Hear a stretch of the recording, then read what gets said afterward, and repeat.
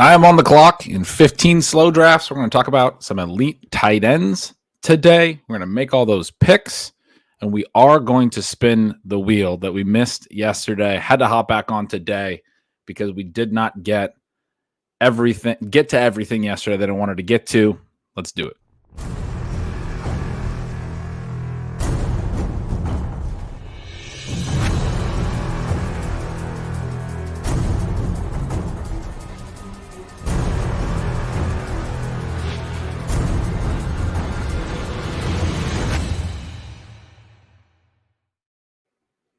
What is up, everybody? Thank you for joining. I'm still checking on stuff. Okay. I think you guys can hear me. Hope everybody's doing well today. Yesterday, did the first show on this new channel. Made a bunch of slow draft picks, talked about all sorts of random stuff, did a little statistics lesson, got some fun feedback on that. Today, typically on Tuesdays, I'm recording Stealing Bananas with Sean Siegel. He is in the car, I think, currently returning from a little bit of a trip out of town, short trip. And I was planning to maybe come back on Wednesday. I talked about that yesterday, but we're going to be recording tomorrow now. We do these really long recording sessions. Won't be able to do it tomorrow. Was excited to then instead jump back on today. Had some time open and figured, hey, why not jump on? Why not do some more picks? Why not actually spin the wheel and do some of the stuff that I had wanted to do yesterday? So we're going to do that today. Good morning to all you guys. We got two members of the Go Bills team in the chat, Don Bariani and Sean Stutzman. These guys are fantasy football royalty. I don't know if everyone knows who these guys are. The FFPC main event back-to-back champions. Honored to have you here. And a couple dozen other of my closest friends. Glad to have all you guys here with me today. I'm going to start by making some picks. I think we'll always just jump into some of these drafts and make some picks. Let's see. Let's get that little logo out. There we go. I think that's going to be a better view as we start trying to figure out how to actually do these streams. On the clock in all of these leagues, we're going to look at a bunch of them. We can start with the ones that are 2 hours. Let's jump into this Best Ball Mania that I have starred. We are in the 8th round. Let's see why I have it starred. Let's take a peek at the draft board. Oh, I did the draft board as a pop-up, and then that didn't work. All right, well, I'm so far zoomed in that there, I guess we'll go that far zoomed. Appreciate you guys with the positivity in the chat.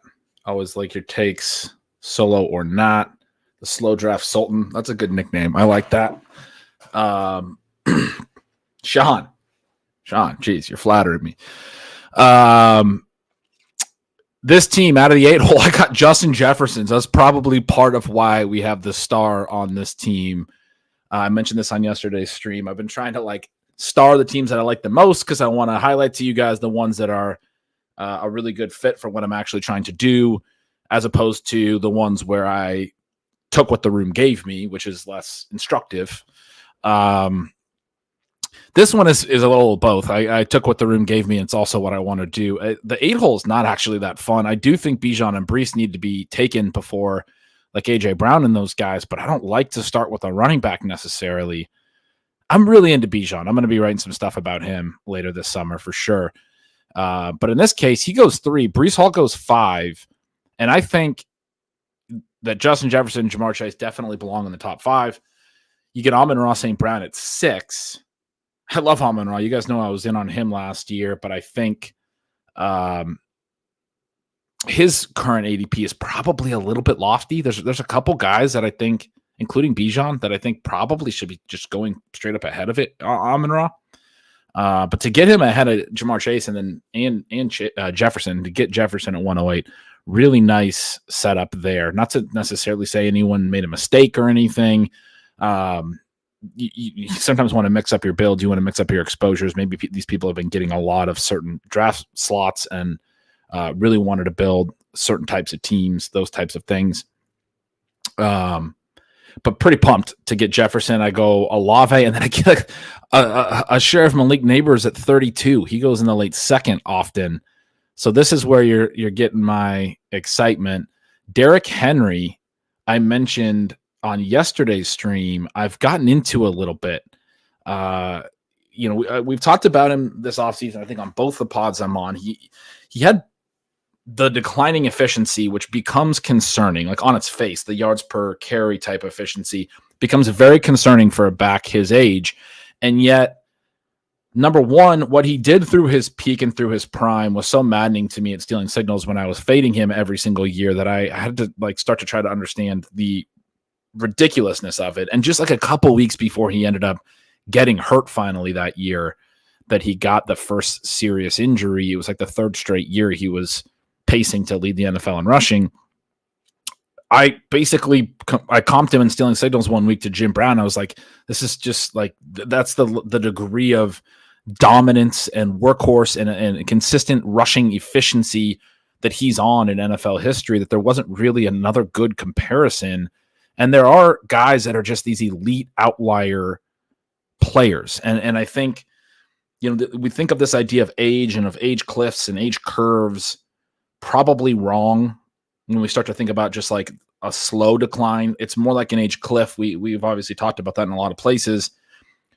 And typically the ones that beat the age cliffs and can still be useful and interesting in certain offenses are the outliers, are the dudes that are like Derrick Henry, that are just physically, even in the NFL, different.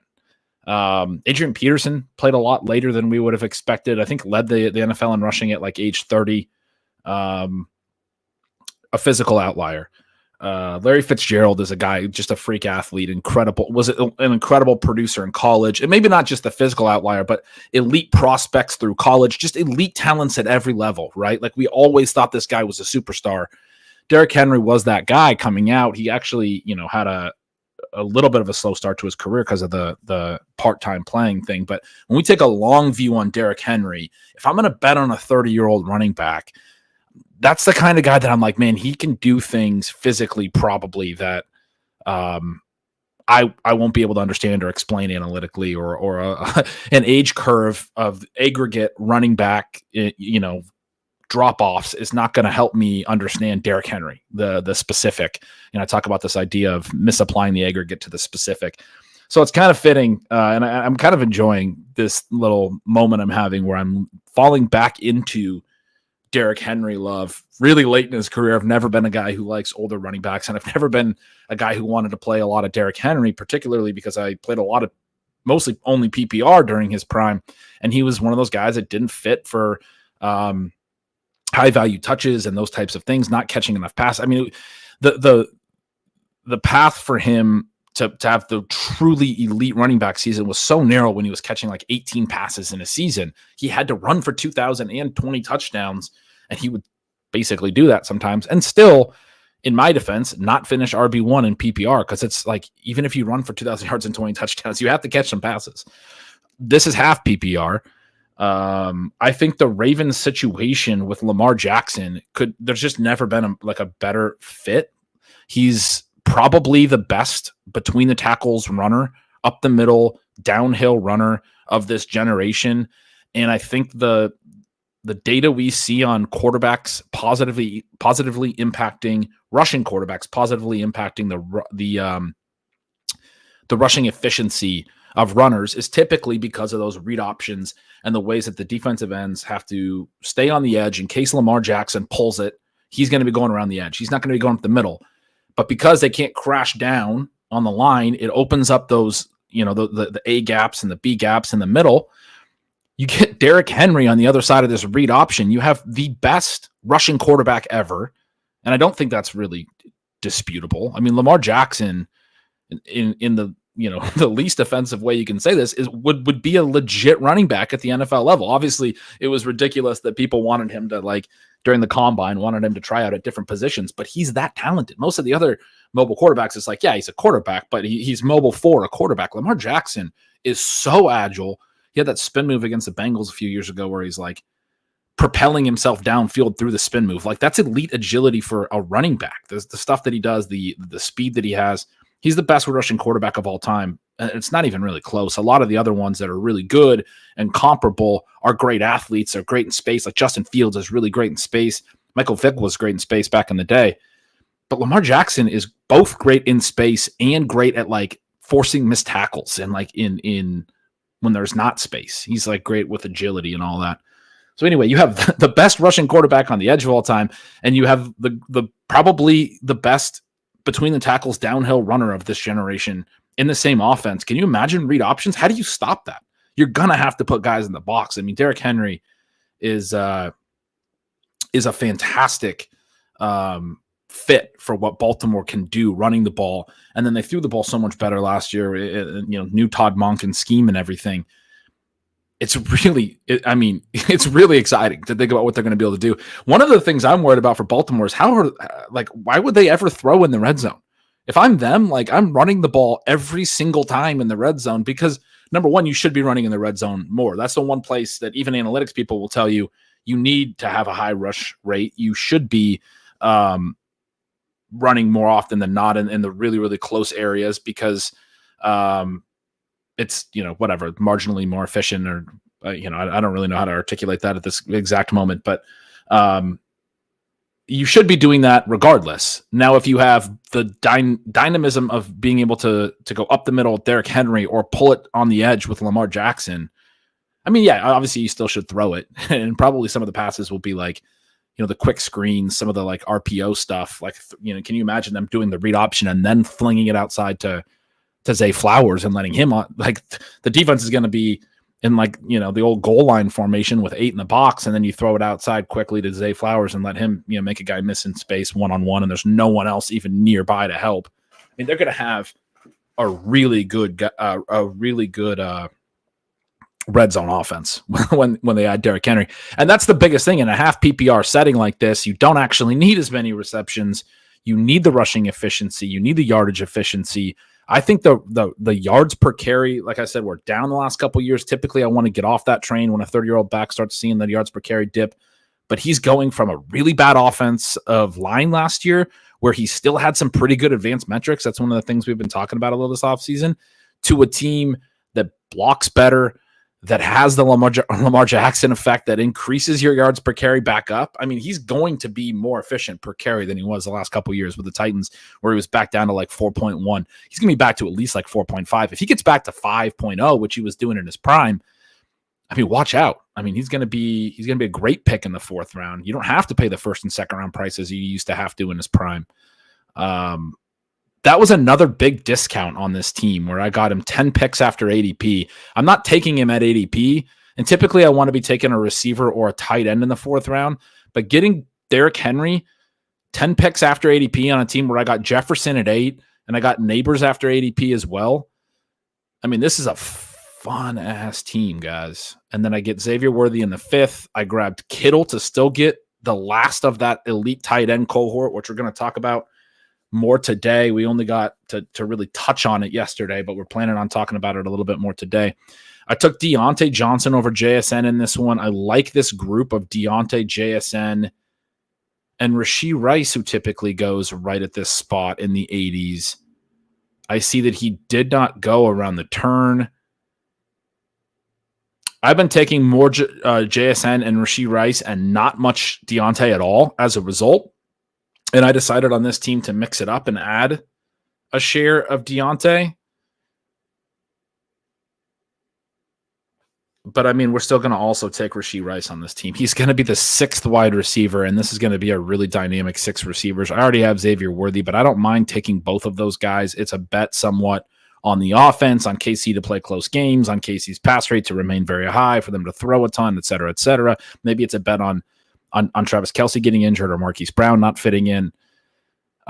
These are, easy correlated type bets. We just saw the charges were recommended to be dropped by the victim. They're not officially dropped yet, whatever. I'm not really following all that stuff. My big thing on Rice, I don't want to talk too much about him. I've said this on yesterday's stream. Your mileage may vary, but my big thing on him is I'm going to be wrong on a lot of picks. That's really what it comes down to, is like I'm gonna miss on so much stuff, and I'm comfortable with that, and I accept that. I'm looking for huge hits.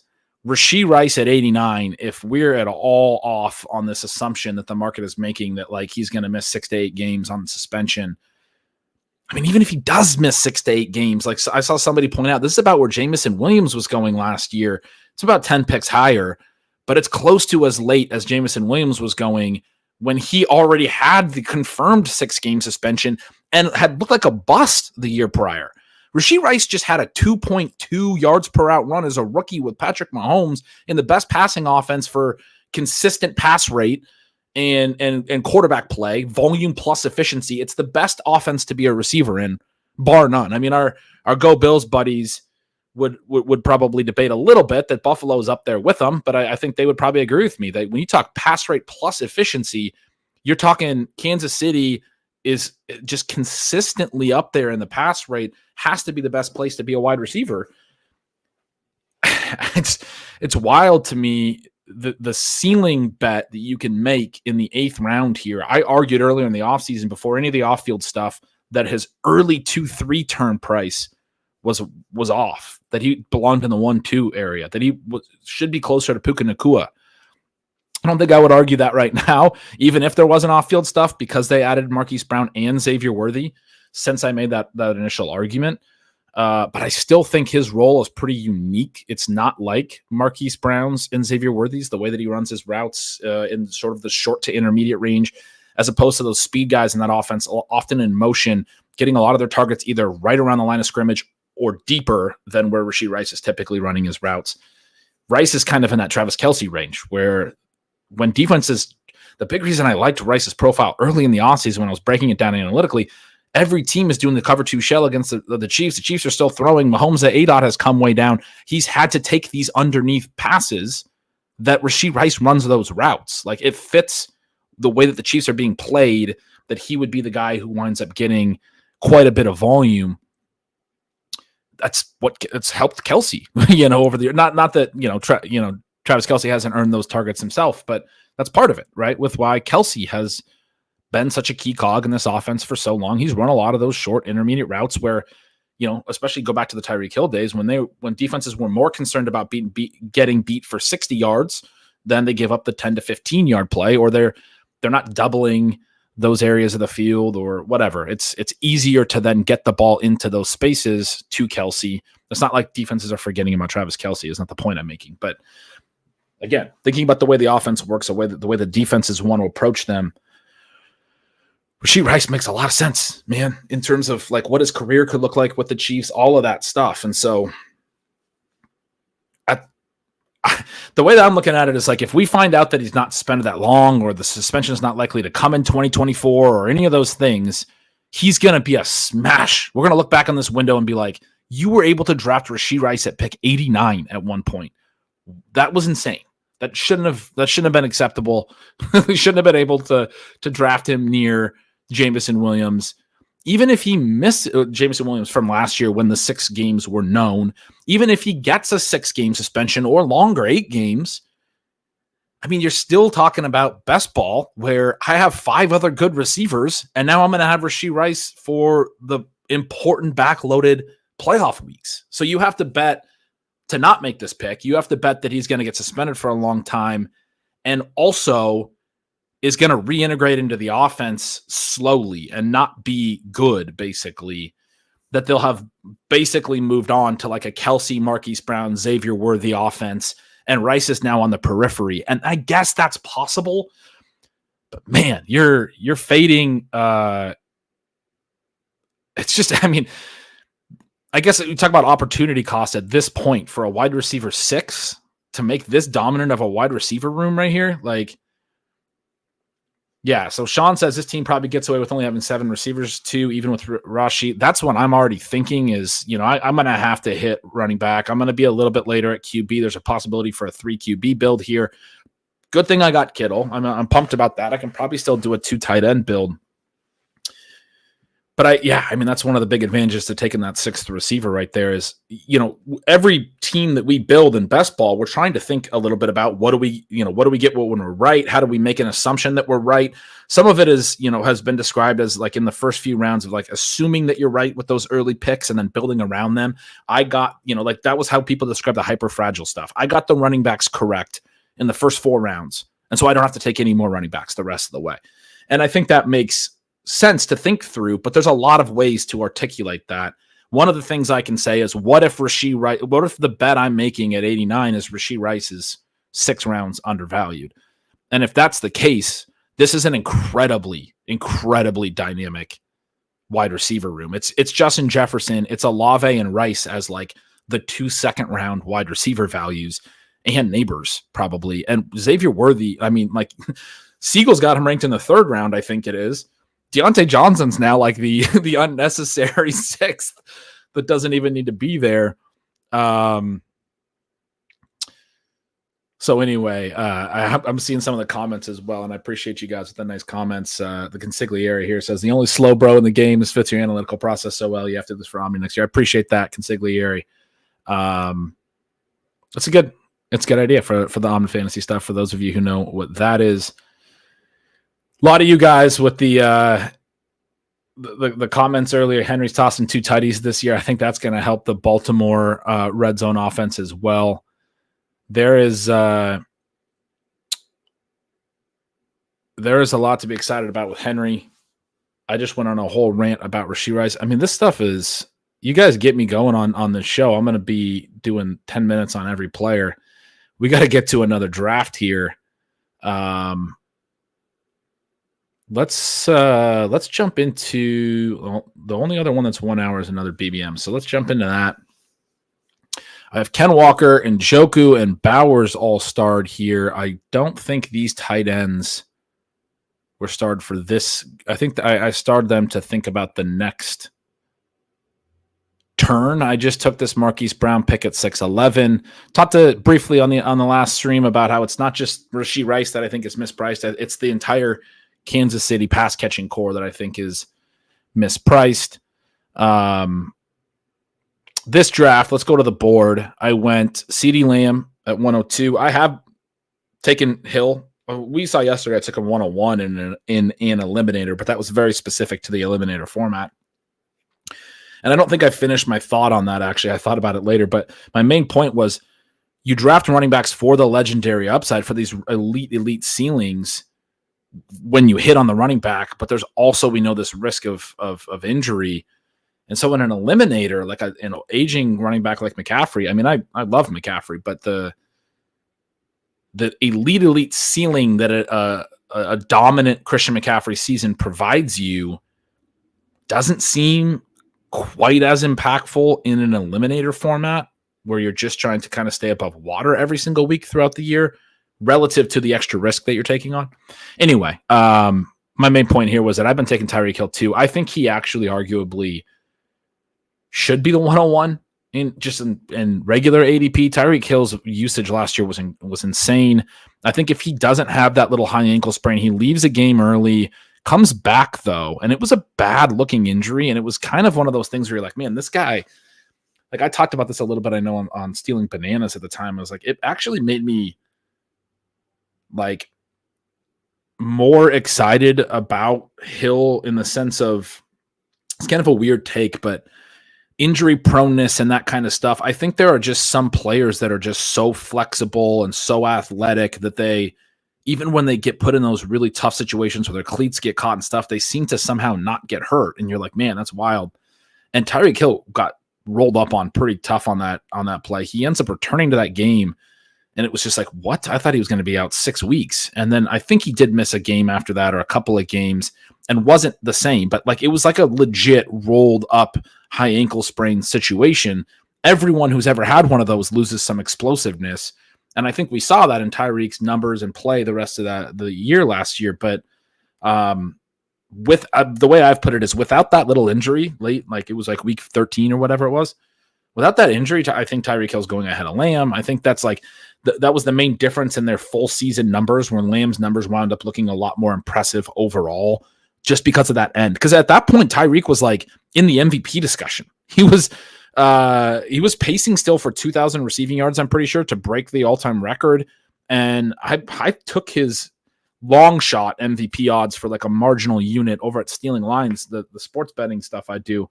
I took like a 0.1 unit bet on like 60-1 for him to win MVP, because that's at that point in the season, it actually seemed somewhat plausible if it was going to be a non-QB. We weren't entirely sure if a QB could win it at that point. Anyway, I think it's going overlooked how absurd his, and one of the things I wanted to be able to do on this show is kind of pull up some of my spreadsheets, some of the stuff I look at, and kind of give you guys a look behind the curtain instead of trying to like explain it all. So what I'm going to do now is I have this spreadsheet, my targets per route run spreadsheet, and I'm going to share it, and we'll jump back into some drafts in a minute because I'm just having fun talking players right now. So this is like a big targets per out run spreadsheet, uses PFF data. This is from last year. I have filters set for, let's see, greater than or equal to 100 routes. So it's no like, small usage people. I have the 2023 season highlighted, but honestly, if I highlighted every season, Tyreek Hill might still be at the top. What I want to highlight is these two columns, targets per route run. He's at 0.35. No one else higher than 0.32. One of those is a running, or both of the other two above 0.3 are running backs, which the lower route totals, and they just get a lot of dump offs and those type of things. If I filter out halfbacks, the next wide receiver, Devontae Adams, CeeDee Lamb, these guys were at 0.29, 0.28, 0.28. Elite number still. But like, this is the Mike McDaniel effect for me. It's not the Tyreek Hill's amazing. It's you can't get to 0.35 targets per route run. It's not possible. It shouldn't be possible because teams try to take players away. And then we go over here to the weighted targets per route run because this brings in ADOT, and Tyreek Hill actually has a pretty high ADOT. You compare it to like Amon-Ra, who's at an ADOT of 8 here, Keenan Allen 9.9.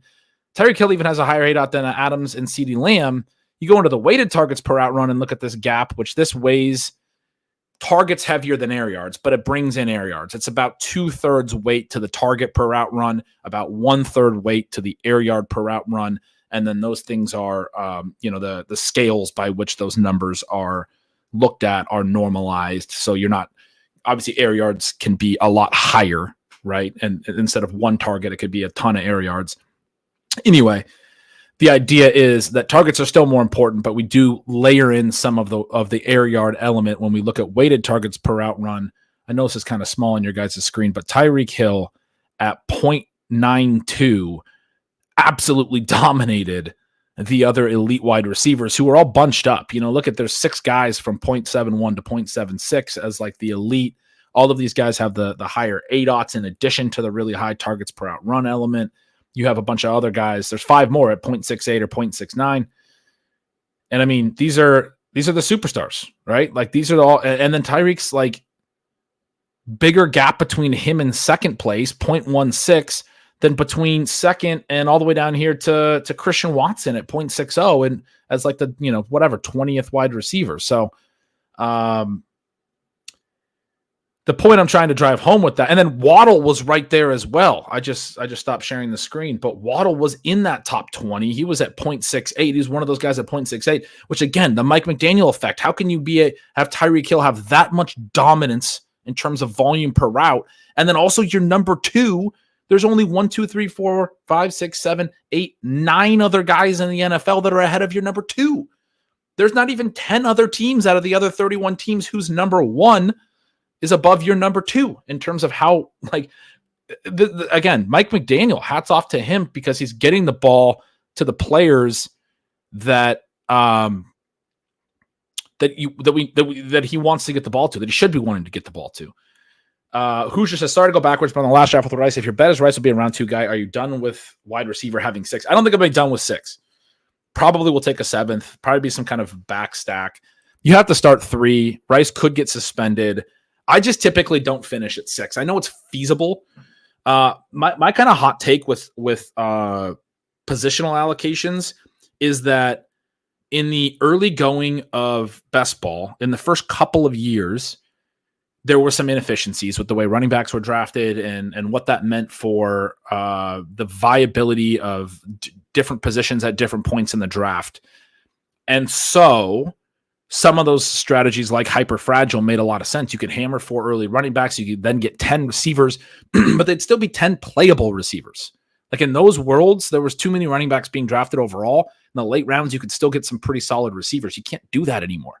Like you literally in round 18 can't draft a receiver, right? So my kind of hot take is most drafts should be a 2-6-8-2 or some variant of that, very close to that. I don't actually think a lot of drafts should be, certainly not like 4 running back drafts as much anymore. You could, I mean, that's still feasible, but I don't know that you're really gaining anything by getting to 10 receivers with the really late receivers, because way more receivers get drafted since like 2022, 2023, and they get drafted earlier and earlier and earlier. And so, I mean, I just think you need to be taking your early round receivers for sure. And then if you're taking your early round receivers, you probably don't need to be going to 10. There's you could definitely do your 3 QBs, 3 tight ends, which would change the structure. Maybe it's 3-5-7-3 sometimes. I certainly think you can do 5s. I do some 2-5-9-2s, but basically I just don't think I think the conversation about getting to like a 2-4-10-2 or doing different, and then I throw the 6 receiver thing in there. I think that's getting a little cute because you have to start 3 receivers plus a flex. You only start 2 running backs plus a flex. I know it's possible, and I know the data shows that the 6 receiver stuff works, but I would just rather take a 7th receiver, which still allows me room to take 7 running back. I can go to 2-7-7-2 or even 2-6-7-3 or 3-6-7-2 or 3-5-7-3. I mean, even in the scenario where I go 3 QBs and 3 tight ends, I'd probably just go into 5 running backs and still staying at 7 receivers. I guess on this particular team with this dominant of 6 wide receivers, if I wanted to go to 3 QBs and 3 tight ends, I would probably go 3-6-6-3. But essentially what I'm saying is I don't think you have to get that extreme. I think it's fun to still talk about that stuff, but most of those conversations about like these unique builds, adding EV and being intriguing ways to play it, were for a drafting landscape that was less equitable than the current one. I think things are a lot more equitable in the current landscape with wide receivers going up a lot higher. And because of that, it sort of has taken off the ways you could really leverage some of the inequities of different positions at different areas of the draft. Dom agrees as well. We should always be paying attention to what Dom and Sean say in the chat. These guys are stars. I know I mentioned that already, but sharp as hell. Definitely pay attention to those guys. Glad to hear when they agree. All right. Wait, did I not make that pick or did I make that pick? I didn't make the pick. I talked that whole time and didn't make the pick. David Njoku and Brock Bowers, I highlighted because I don't have a tight end yet, and I didn't want to take them here. Or maybe I did want to take him here. I don't know. I don't think I wanted to take him here.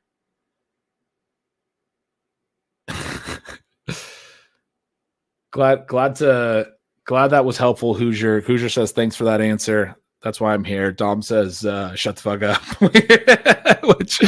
which is fair. I think I'm flattering these guys a little bit too much. How are you playing? A lot more QB got hurt last year. Maybe a fluke. People are scaring off to QB builds. I'm playing. That's a good question. I'm doing first of all, I'm only doing slow, so I haven't had to decide on QB as much. I've talked about this before, but I get a little bit. in these slows, I noticed this in the big board. I'm very opinionated about how I want to play my wide receivers, running backs, and tight ends. I do get in some of these drafts where I'm like, I never really figured out what I was doing at quarterback. you gotta obviously set up the stacks and make some of those decisions. Quarterback is just not a fun fantasy position, to be honest with you. Especially now that we have the elites are priced up and affordable. I have taken some higher end QBs. When you're taking a higher end one, I mean, part of my answer to this question would be the thing about you have to be like be willing to bet on things that you're going to be right about. And so, like, I mean, one of the things is people want a contingency plan for everything. And that's one of the big lessons in best ball that I've taken over all of the research over the last 5+ years is like, you do need to build contingencies into rosters. I talk about this with the heavy wide receiver bills, all of those types of things, but you can't contingency plan for everything. That's sort of the idea. You can contingency plan with a lot of picks at a certain position, but you can't then also do that at every position. You can't go 3, 5, 7, 3. Like I was talking about the eliminator last time. And there was some commentary about the 3 QBs and 3 tight ends. I was saying you could go 2 QBs and 2 tight ends in the eliminator even. And people were like, well, you could, especially an injury on a bye week, injury to one QB, other QB on a bye, you're done probably. That's a risk I'm willing to take, basically, is the thing I would say. I'm not saying that's not a risk. It is, but that's a needle that I'm okay trying to thread because, like, I kind of just, like, need to assume that some things are going to go right for my team to even be live to win anyway, right? Like, I have to have some stuff good. I can't contingency plan for every scenario. I thought about that later. It was very similar to an argument I got in with my really good buddy Mike Leone a few years ago about the 2 kicker thing in the main events in the FFPC and everything. I had a really thin team that year and I didn't carry 2 kickers, and that team ended up playing the last running back that I added. I needed a bunch of running backs that were just scratch offs. And one of them was Jeff Wilson for the Niners. I ended up starting him in week 17 as a differentiation element. And he had a 27-point game or something. Started him over rookie year J.K. Dobbins, who, like, all the rankings had higher. And that differentiation element propelled me to my first top 20 finish in the FFPC. And so having that extra running back on the roster specifically for the ability to pull a lever like that, because I knew this roster wasn't strong enough to, like, just win on its own without being able to pull that kind of lever, was the whole trade-off to not being able to take 2 kickers into the playoff format. And for those who don't know the FFPC playoff format, you can't make any transactions. It's total points weeks 15, 16, and 17.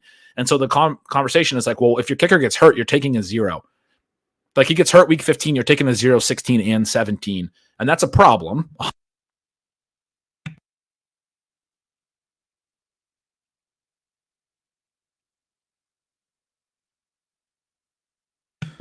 Can you hear me now?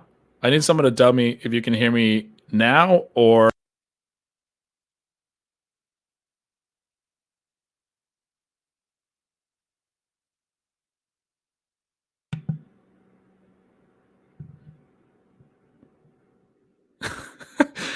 Oh man, I'm not testing this well. I always forget.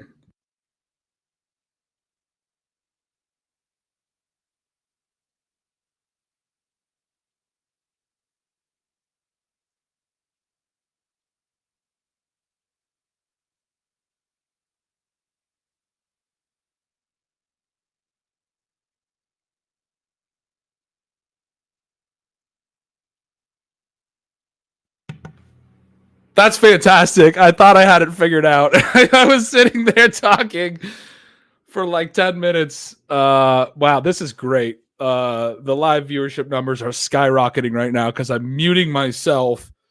And it's funny because I'm not even doing it through the computer, which is easy to unmute. I did it physically on the mic. Tiger Uppercut says he can read lips. I was saying to draft Zeke.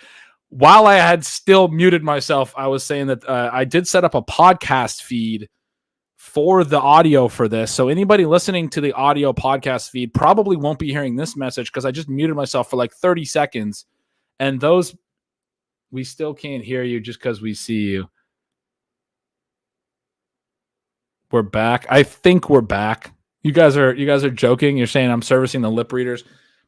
I hope that I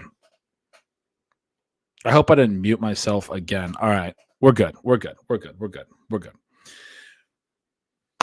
Fantastic couple minutes there. I'm sure riveting for anybody listening on the audio side. They, like I was getting to, probably thought there was something wrong with the podcast because I'm not going to go back and edit this, and probably just left.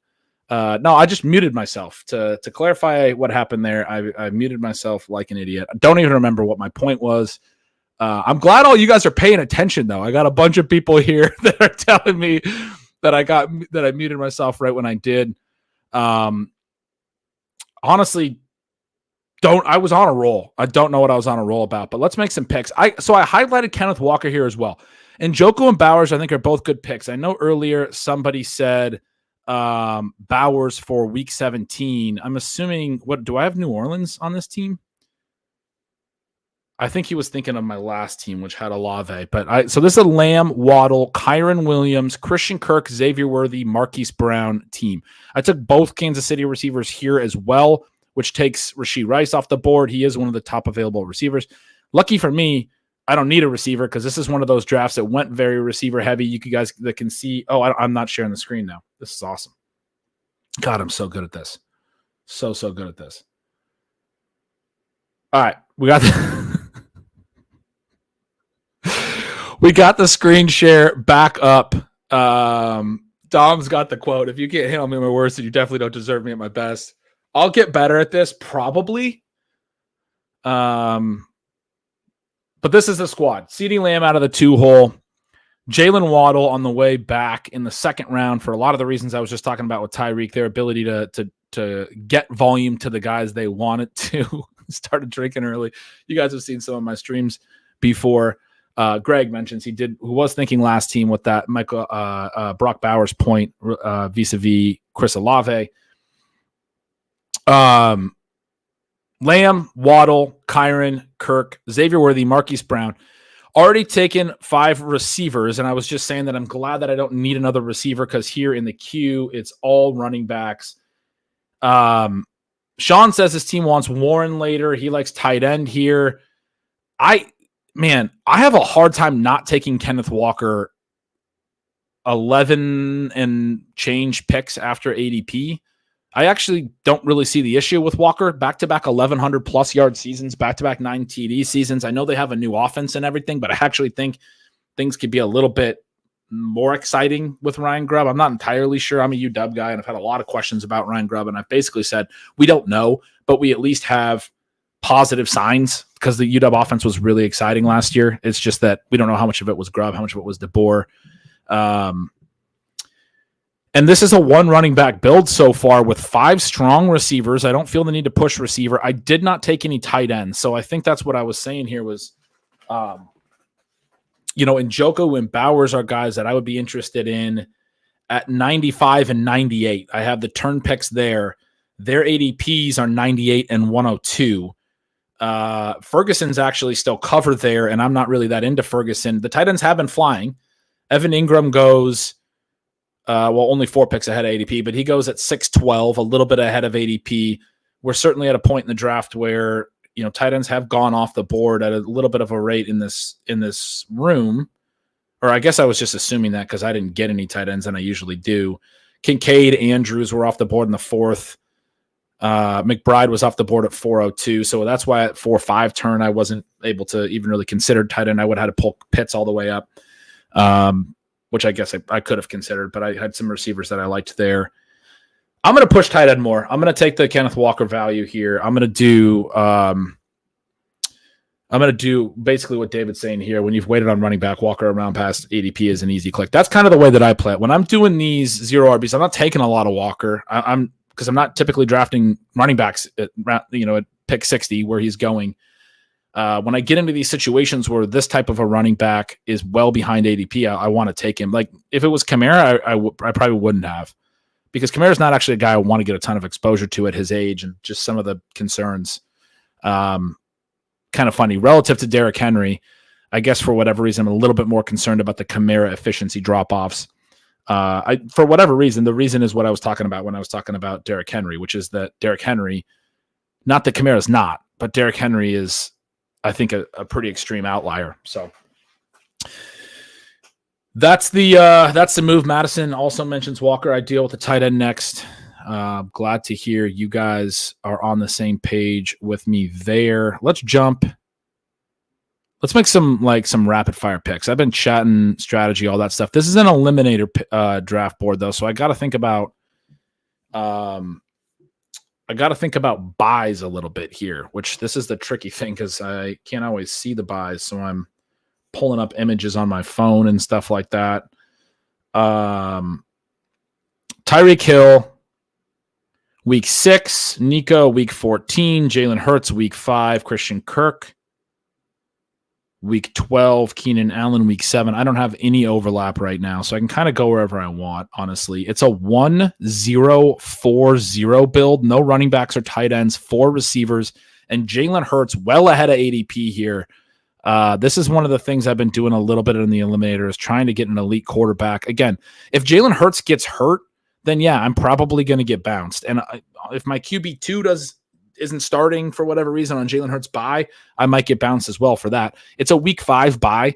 So one of the reasons I took him this early is and I took him ahead of Josh Allen. Josh Allen has a week 12 bye. If you look at the eliminator format, it gets harder and harder to advance.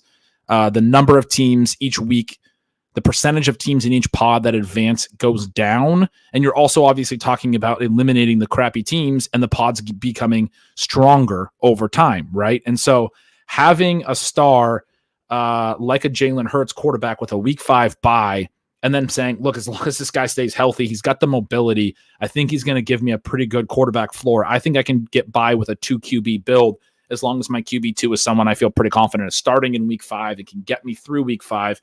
I have to be right about Jalen Hurts. I have to be right that he rushes plenty and still gets some rushing TDs and all of that stuff. But structurally speaking, this opens up something for me. And again, I was kind of getting to this a minute ago, but there's a trade-off with all these decisions we make. If in an eliminator, I want to go to 3 QBs and 3 tight ends, then I have to go 3-5-7-3 or something like that. It's not as easy to make it's not as visceral of a reaction for us to be like, oh yeah, I probably don't have enough running back depth at 5. I probably don't have enough wide receiver depth at 7. But I think when you get to a 3-5-7-3, that's where you end up running into problems in season. You just don't feel it as viscerally when you're drafting. When you're drafting and you only take 2 quarterbacks, you can tell yourself that story very clearly that David told us last year that he unfortunately got knocked out in week 13 of the eliminator because he had 1 QB injured, 1 on bye, and that cost him. That's a risk I'm willing to take. That was the point of the story with the 2 kickers. That's the rant I was on when I decided to mute myself. I'm pretty sure. And it was that I took a huge risk that 1 year to only do 1 kicker. You got to know the payoff. Is the payoff worth it on that team that I had for that FFPC thing? I felt like I needed those running back bets on these eliminator builds. I'm going to use that extra roster spot to do a really extreme 0 RB build, but still get enough running back darts really late. And I think you need volume of darts when you have low quality of darts. But I talked about this on the last stream. I'm comfortable in the eliminator with taking some zeros at RB2. I don't think people realize that you're not going to die from a 0 at RB2 if you have really elite wide receivers, if you have a Jalen Hurts providing it's not just that he provides a floor weekly, he's going to provide good quarterback scores that are better than most of the other people in your pod a lot of the weeks, right? Like he's going to have some weeks where he has the number 1 quarterback score, or that's the theory when you draft him as the quarterback 1, right? When you draft him ahead of Josh Allen, when his ADP is QB2, you're betting that he's going to give you really strong QB points. When you're taking 4 receivers in the first 5 rounds, you're betting, and I'm going to probably take another receiver at this turn here and continue to build this out unless tight end is the move and all the top 7 tight ends are gone. George Kittle has gone off. I could go Evan Ingram there. Have Christian Kirk. It's a little bit of that directional bet, even though it's an eliminator, and it would only be stacking up 1 bye week. But yeah, I'm going to be comfortable being pretty weak at running back is sort of the point that I was going at there. It's an imbalanced build, but it provides a floor through locking in or assuming to be locking in strong QB points and then locking in strong wide receiver points through depth ideally locking in strong tight end points too. The pick here is going to be Evan Ingram, I think.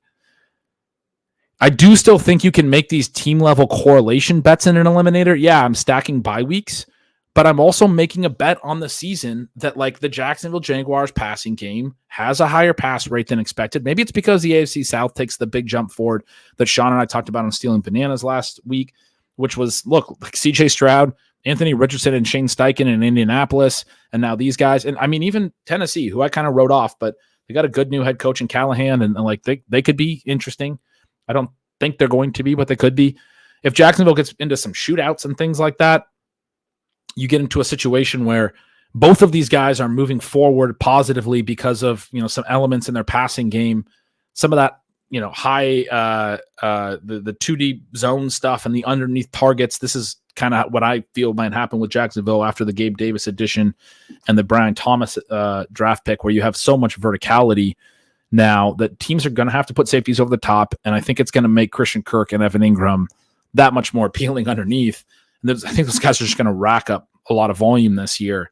And you can bet that the team gets into enough shootouts in games like that, that both of these guys are moving directionally well relative to these ADPs and these pick spots that I took them in. Excuse me. So anyway, that will be the pick there. We'll start to get a little bit of tight end production. If I'm going to be 0 RB, I don't want to completely punt tight end as well. Probably still going to wind up being a 3 tight end build. Madison says, thanks, Dom here. Dom had said, loved your Substack posts. By the way, Madison, I'm glad Madison's here, because part of the reason I threw elite tight ends in the title here was I read Madison's post as well and wanted to talk about it. I really enjoyed it as well. Again, no surprise that Dom's sharp and on the thing that I want to talk about. But Madison wrote a post over at his Substack. Again, this is the Stealing Signals YouTube. For those of you who don't know about the Stealing Signals Substack, that's a big reason why I'm doing this, is to try to get people to sign up over there. Also subscribe here, like the video, do all of that cool stuff for me. Madison has his own Substack.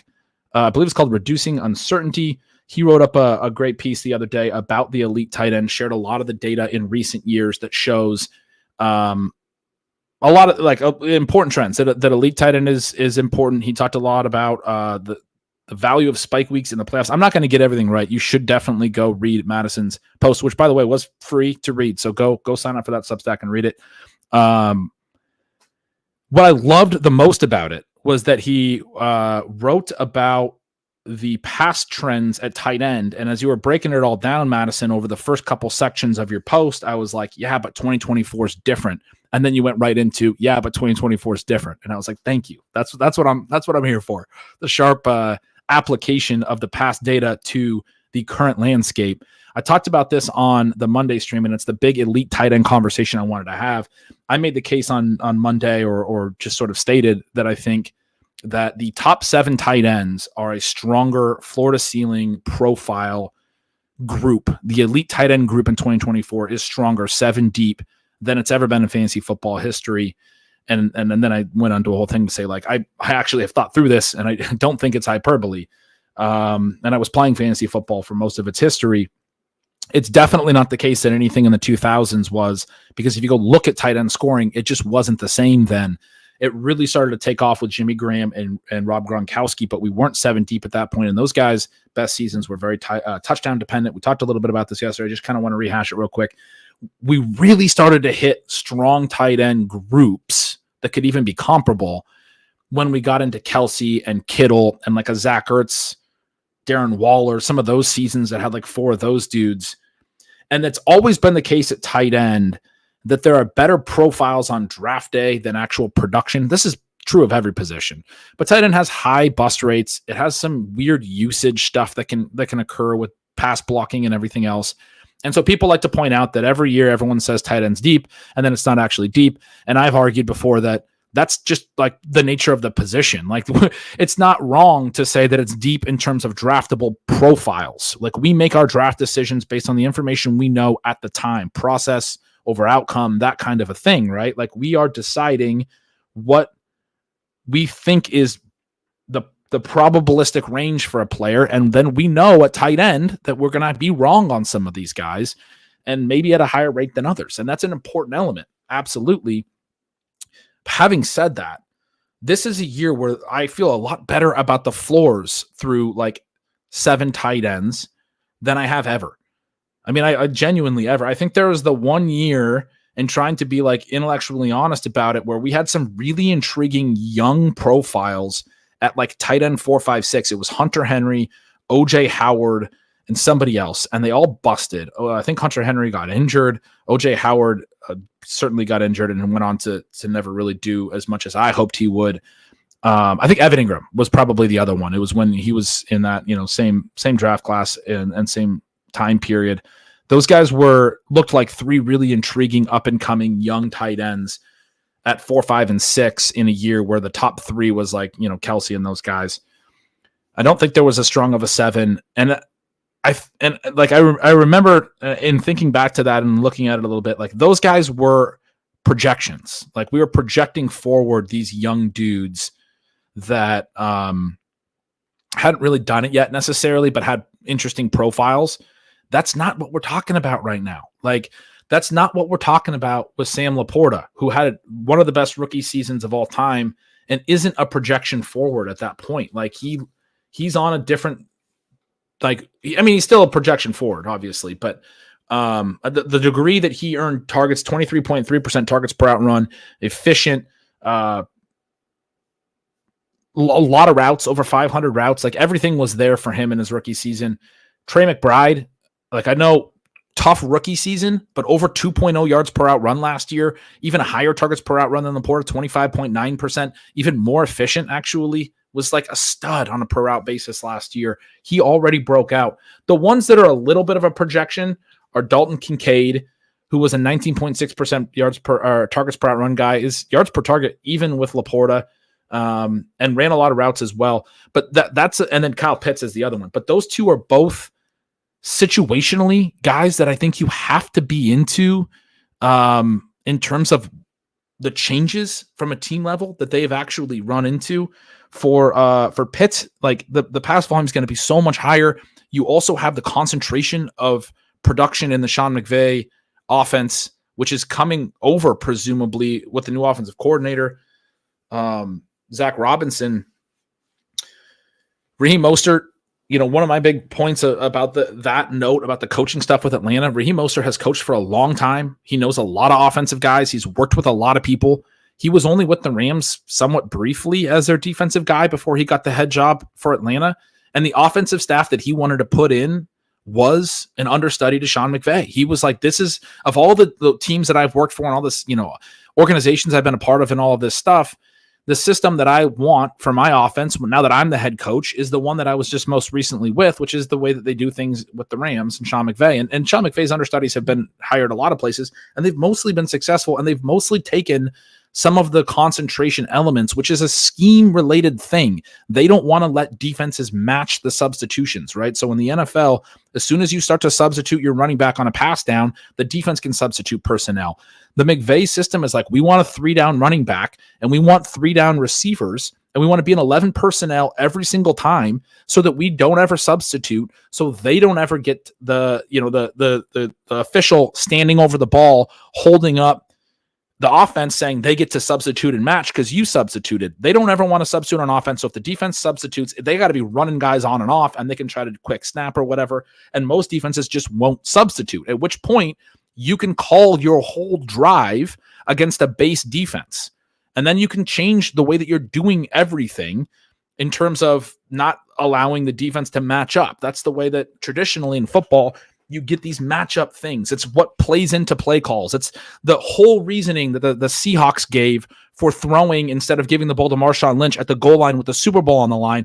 It was that the Patriots didn't match their 3 wide receiver set, had extra defensive tackles in the game. It was not a run look when you're in 11 personnel with 3 receivers against extra defensive linemen. It was a pass look. They, in my opinion, still should have been willing to say, well, we're going to run against a run defense. We're still going to give Marshawn Lynch the ball. Like sometimes it's not just about that, but their coordinator, short play clock, has to make a decision. They got guys telling them the personnel right next to them. This is who's on the field. This is what we got. We're in a pass look. What's our pass play? And they go to their default pass play. And as soon as they lined up for it, the Patriots had actually been looking at film and said, this is what they're going to run. If we get them in 11 personnel in the red zone, they run this little inside slant. They try to clear out, a couple other routes out of a bunch formation, run this little inside slant. That's been discussed on the other side as well. Malcolm Butler knew that this was a play that they run out of this formation. That's why he jumped the play so much. It wasn't just instinctual. It was film work. It was all that other stuff. So anyway, all that kind of thing goes back into scheme. It goes back into why we talk about certain offenses and coaching staffs being worth paying attention to how concentrated their snap shares are and stuff. It's not every team that I would say this about, but certain offenses, when we start to see those types of trends over time and why they're doing it, and hear them talk in interviews about Sean McVay saying we like the 3 down back when he talks about Blake Corum, that's why they brought in Blake Corum. I don't think Blake Corum's a huge hit to Kyren Williams, who you've seen me draft in a few of these, because they got to keep Kyren Williams on the field 3 downs on an individual drive. Maybe Corum will take some drives, but what usually ends up happening there, I can tell you from writing Stealing Signals, is it's 2 drives for the starter and then 1 drive for the backup. And if you're getting 2 out of 3 drives, you still wind up with enough work. It's just the way that it goes. And typically the starter plays in the key spots late in the game and those types of things, especially a guy like Kyren, I think would over a rookie would play on the 2-minute drills and some of that stuff. So, I mean, he'll still wind up with plenty of snaps and plenty of situational good opportunities. And I would honestly almost be surprised if they do that 1 drive system with Corum, because the Rams have never really done that. They just keep using the same guy 100% of the snaps. And now they've talked a little bit about scaling Kyren back, but if they scale him back some and he goes down to 80% of the snaps, it's not the end of the world. He's starting from some games where he was playing 95%, 100%, which most running backs are not. And again, it gets back to the McVay system. All of that was to talk about the Kyle Pitts setup, the elite tight end stuff. Kyle Pitts is going to be out there in 11 personnel. They are not going to rotate him off. They're not going to be doing Jonnu Smith stuff at tight end. He's going to be on the field for these drives, and they're not going to be doing the substitution stuff and all of that. At least not extreme. I do suspect they'll do some of it, I should say, at least as it relates to Darnell Mooney and Rondell Moore and how all of that fits together. Because, I mean, Pitts isn't really your traditional tight end. I think of him as more of a wide receiver, and you have London. And I do think they're going to want to use Rondell Moore a little bit on some of the Tutu Atwell-ish stuff that the Rams did, some of the motion, some of the free release stuff. So anyway, I think the Pitt situation sets up for him to be on the field a lot more, to actually run a lot more routes. They're definitely going to drop back more and throw more. And so that's just a really positive situational move forward for a guy whose profile we can't just be out on. He still came into the league at 20 years old. He still had a 1,000-yard season as a rookie. And then, he had a couple bad seasons under Arthur Smith and with a knee injury the first year, and then not necessarily being fully healthy. It was his second career year, but the first of his 2 down seasons, because his rookie year was good. People just want to pretend like he didn't have a 1,000-yard season already, but he did. It was just because he only had 2 touchdowns that people are, or 1 touchdown that people are out on what Pitts has done to this point in his career. But he's already been productive. Then he got hurt in his second season, and then he was not fully healthy last year, is the report. He still has a great profile in a lot of ways, and now he's in this offense that is such a night and day difference from what Arthur Smith was doing. It's going to be concentrated in those types of things. I'm really in on the Falcons entirely. That's why I'm in on Bijan. Everything I was just saying relates to Bijan as well. It's why I think he's probably a top 5, top 6 pick. You can get at 7 or 8 right now. In some drafts, you can get him at 9, 10. I don't want to be taking a running back that early, but it's pretty nice. And so I was kind of talking through the 7 different elite tight ends that Laporta, McBride are different bets because the breakouts have already happened.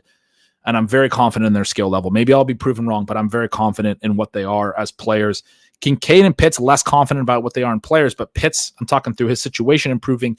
Kincaid, the team told you all offseason that they want to throw to the guy that they drafted in the first round last year. They let Gabe Davis walk. They traded Stephon Diggs.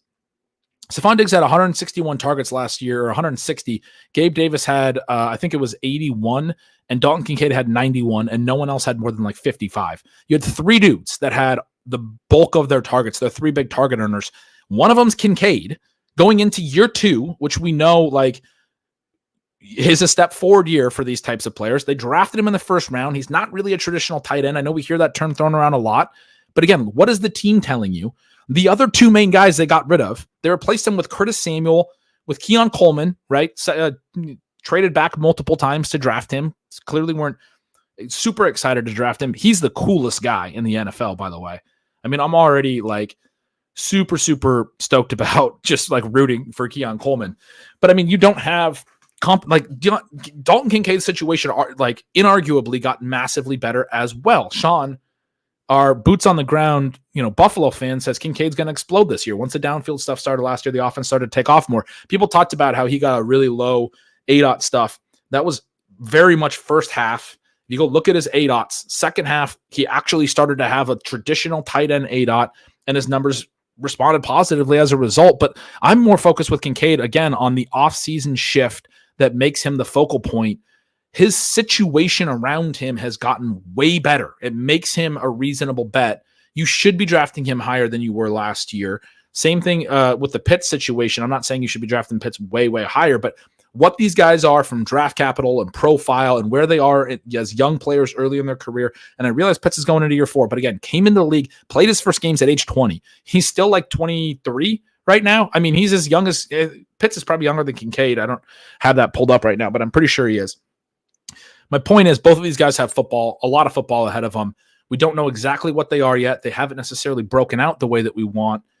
And yet their situations have laid out such that for fantasy football purposes, we should be interested in drafting for upside through these guys in 2024.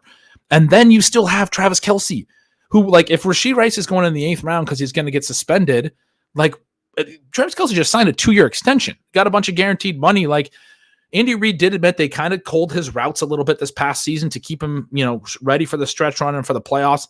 A little concerned about his statistical peak potential at this age. He's like 35 now. But like, he's still Travis Kelce, still had a great year last year, even as a down year, and was even better in the playoffs than he was in the regular season, was fantastic in the playoffs, which really alleviated some of my concerns that he had fallen completely off.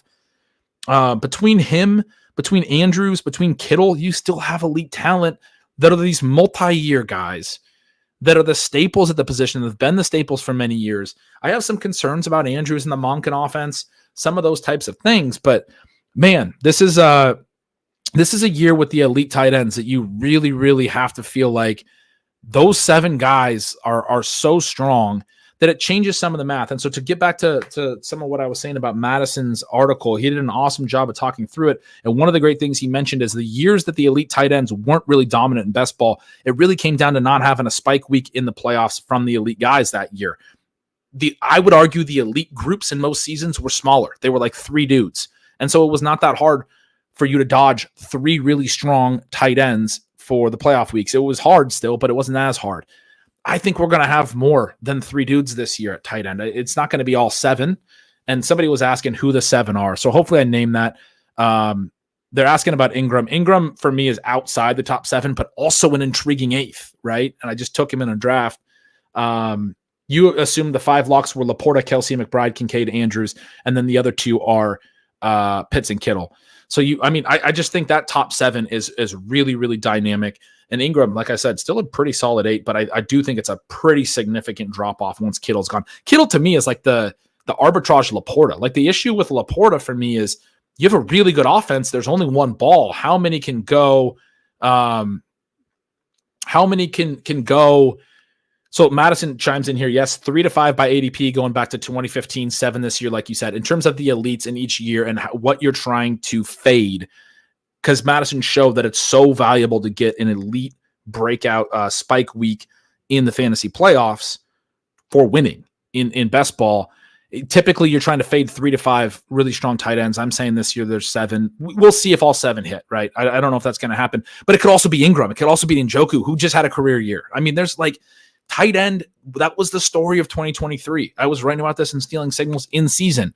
This is the year that we got some young tight ends making good on the promise. Laporta and McBride especially, but also what Kincaid could be. After I wrote some of my targets per out run articles, our buddy Dom, who's in the chat here, pinged me and asked me some thoughts about the Green Bay tight ends, which I was a little bit down on.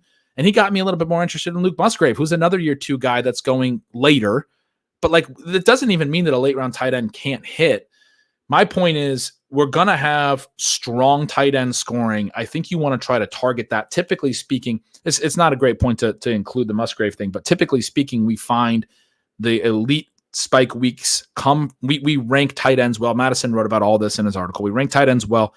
The elite spike weeks, the elite production out of tight end usually is the guys that we were drafting in the top 10 at the tight end position. Usually it's in the top 5, I think. If you go back and look at it, he would know better than me.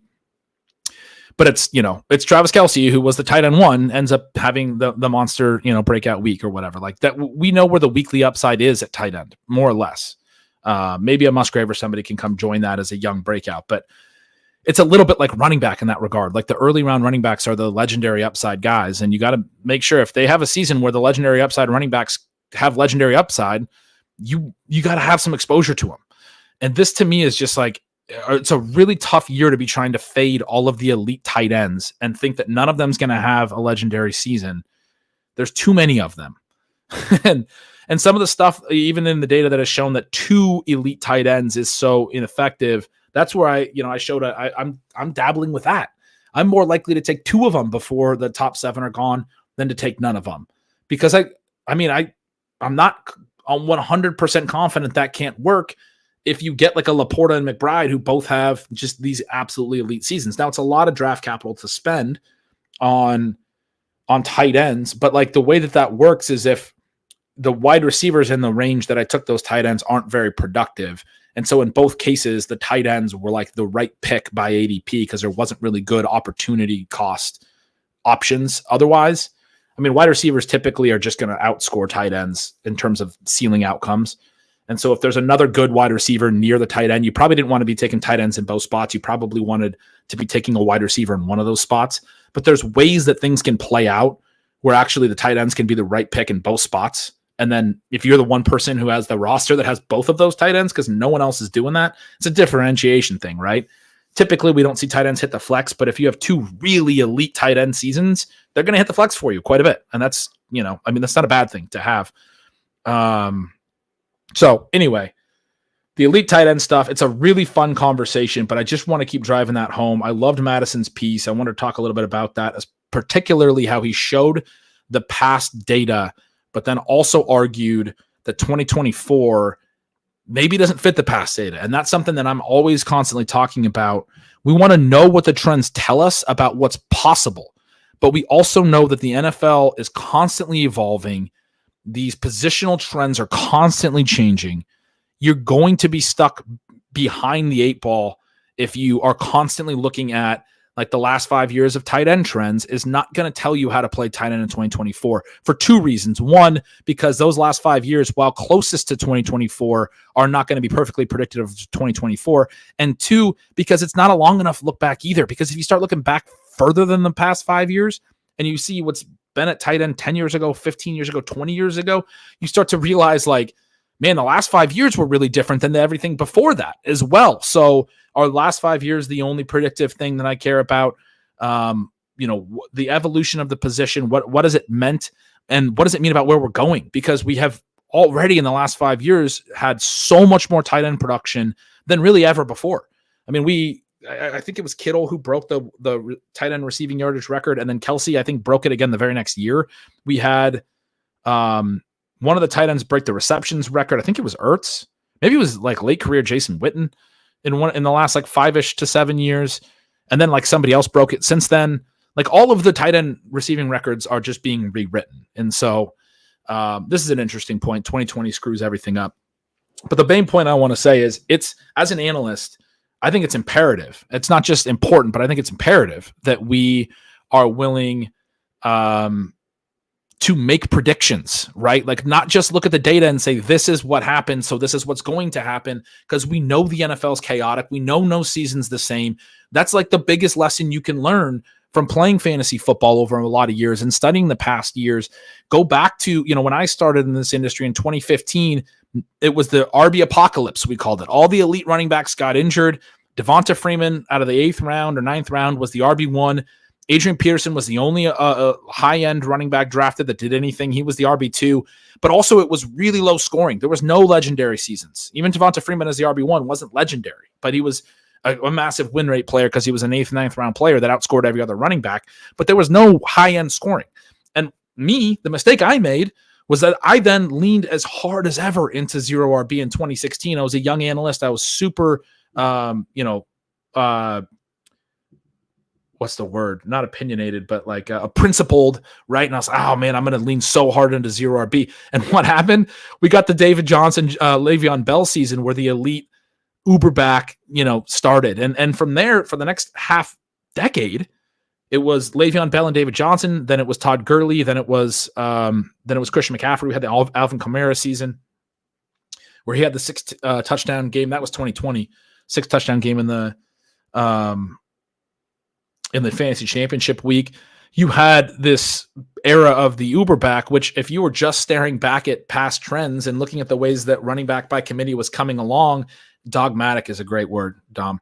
And you look at 2015 being what it was, then your response is going to be very similar to mine, which is running backs don't matter, right? They don't matter anymore. And yet the thing that I just described about what Sean McVay's been doing is one of the big things that took over right around then, which is we got back to a 3 down backs because teams didn't want to let opponents match and make the substitutions and all that stuff. Back then, the Patriots were running the Ben Jarvis, Green Ellis, James White offense where you knew where they were going to run the ball or throw the ball based on the running back that was on the field. And then eventually it was like, well, we shouldn't just tell the opponent what we're doing. And so we're going to start doing it differently. And that permeated the league, and then it permeated fantasy football, and it changes the way that we play, who we should draft and why we should draft those positions. That's my point when I say that the league is evolving. We have to constantly understand this is a sport. There's a lot of strategy. It's very tactical, and all of that stuff plays into what we're trying to do in fantasy football. So all that is really relevant to the elite tight end discussion. Madison, to put a little bow on this, I want to read his comment. He says, I've been a fan of double elite tight in the past, but so hard to do in this wide receiver environment. But Kittle +1 of Njoku, Ferg, Bowers seems totally reasonable to me. See, I'm going to disagree slightly on that. I think that's fine. I think this wide receiver environment is really, really tough to draft in. You guys have seen me draft a ton of receivers on all these teams. I think once you get out of like the 4th round, you get some pockets at wide receiver where they're just not that strong. Or even like into the 4th round. Once you get through Tank Dell and T. Higgins and you get to Amari Cooper and George Pickens are like the top receivers on the board, it's like it has to be a tight end pick. And if I've taken Laporta already, I went McBride in a draft, and I was like, all right, fine, I'll take both. It could be a running back pick. It could be something else. But I don't think the wide receiver environment is, at that point, I think it's enough of a drop-off at wide receiver that I don't think it has to be a reason that I can't, from an opportunity cost perspective, can't take a tight end there. And that also translates a little bit later, 5th round, 6th round.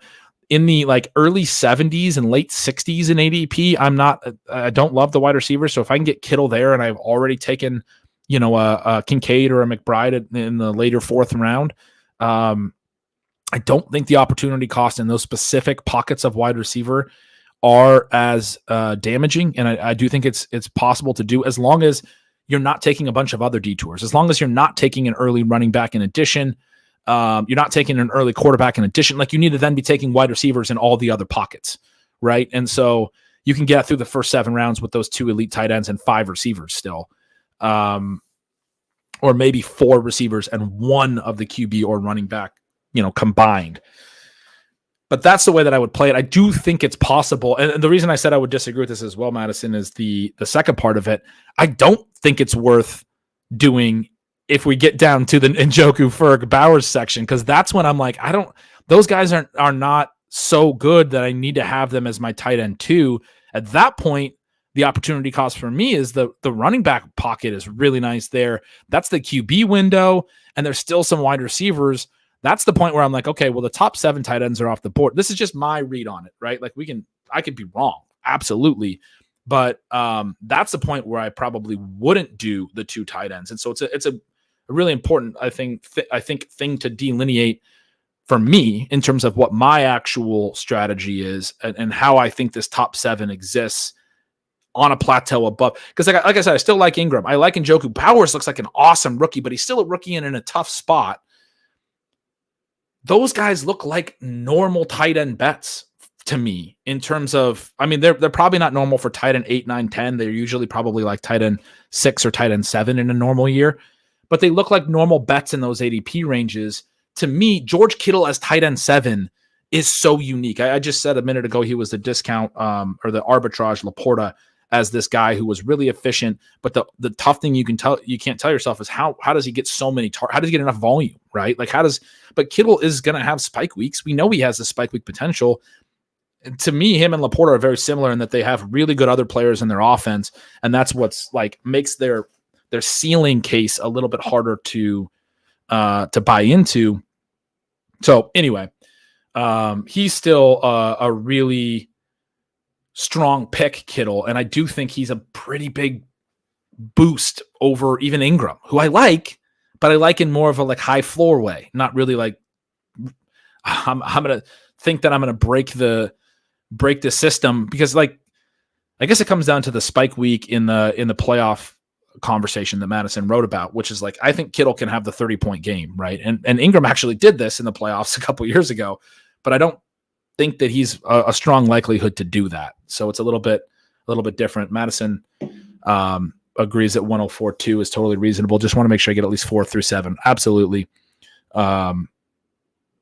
Jacob Sanderson said it well with the 0041 with 2 wildcards. I missed that from Jacob. Jacob's a super sharp guy.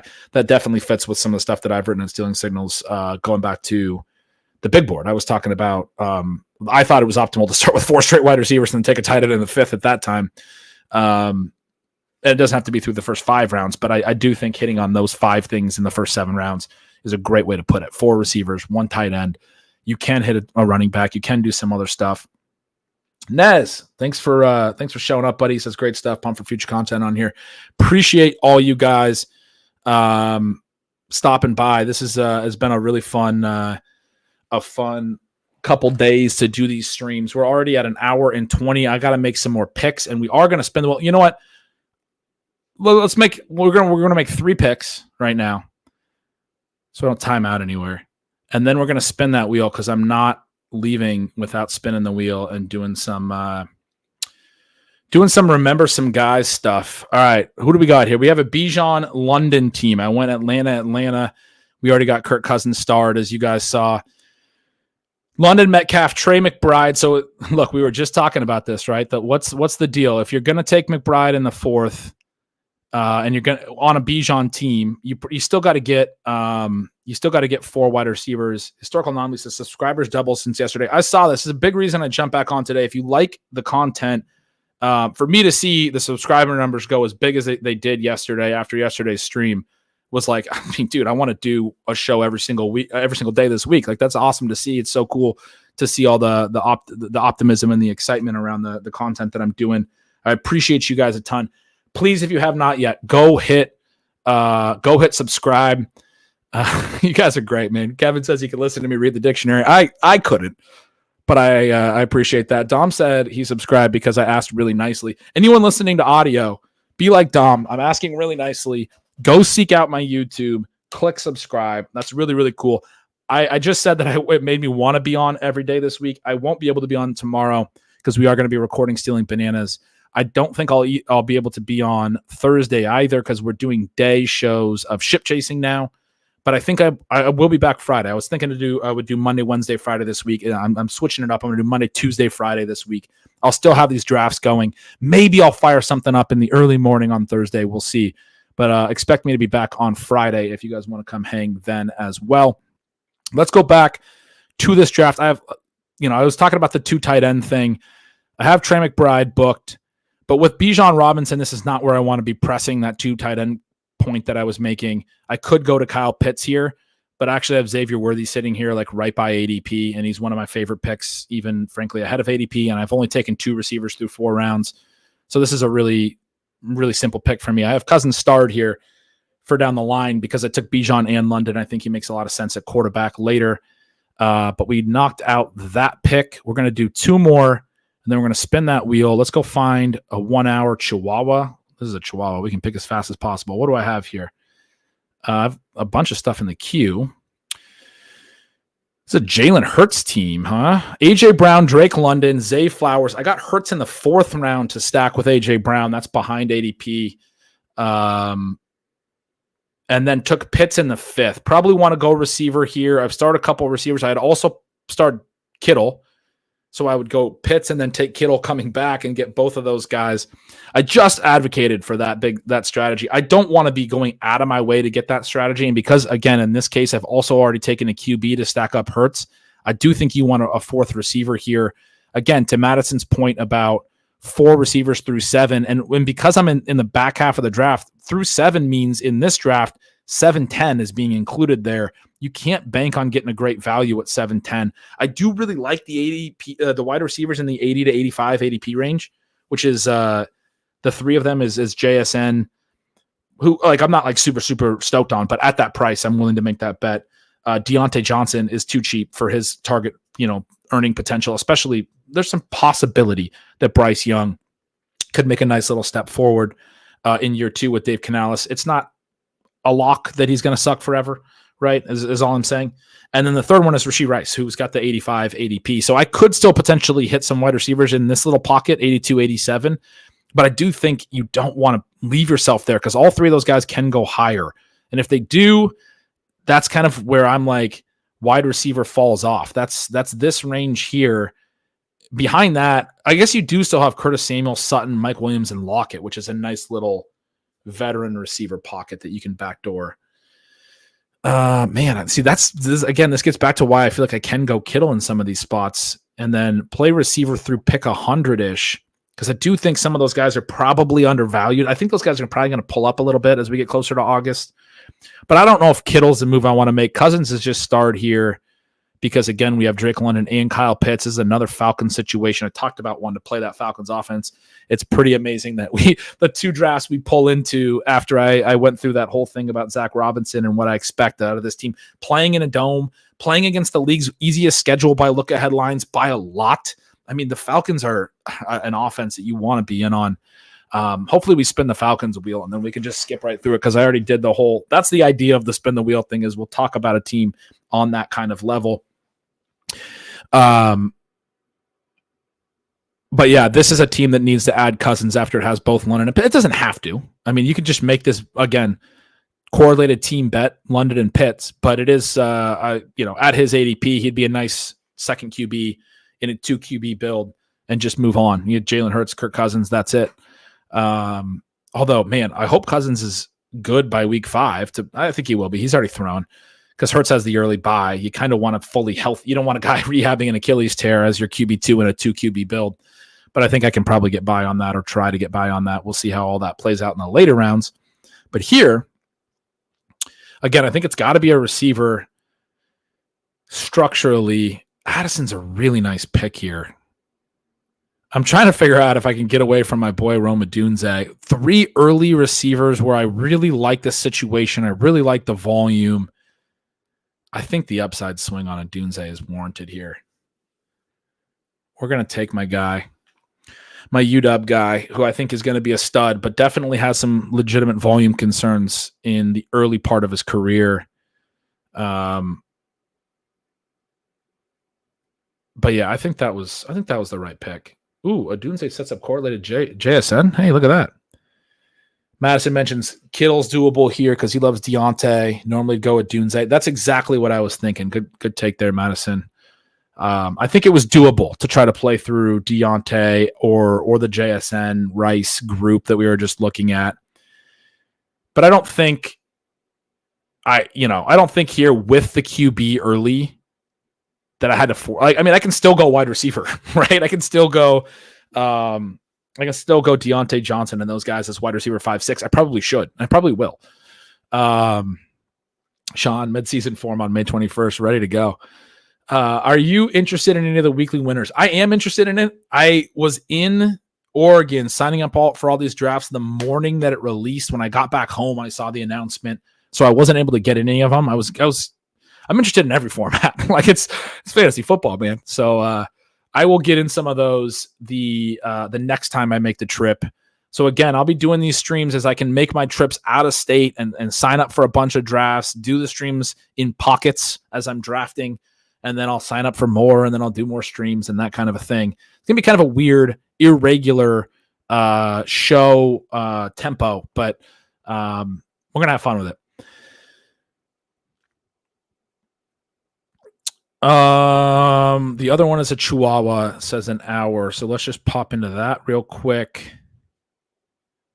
Jamar Chase, this is another one of the Saquon ones. I think I took this Amari pick on stream yesterday. We talked about, I only have a couple Saquons, but I think we had looked at this one. It swings back around. We have an early running back. Kincaid doesn't make it back, but Andrews will be there as one of the top options. Anybody seeing any reason I wouldn't just take Andrews here with everything I've said? This feels like a snap pick to me. I like Keenan Allen still, and I take him a lot in this range. I do already have a running back. You could argue I should be going wide receiver for. A-Rich here for Week 17 Giants Indy. I don't think I want to reach that. I don't think that's a correlation that I care enough about to prioritize like ahead of a sliding Mahomes.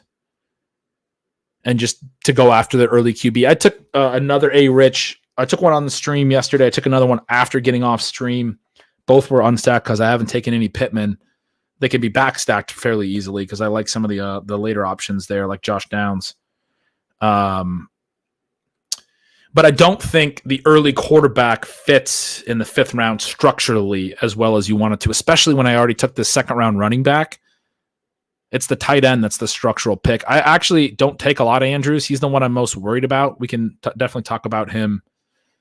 I think he's going to be a high floor player. I'm just worried about the ceiling a little bit because, you know what? I'm going to pull up that yards per out run database again. That was the 3rd draft. We're going to go to the wheel in a second, but I'm going to pull up that database and show you guys in my numbers what I'm seeing in terms of the Andrews concern. So Todd Monken offense last year for the first time ever, right?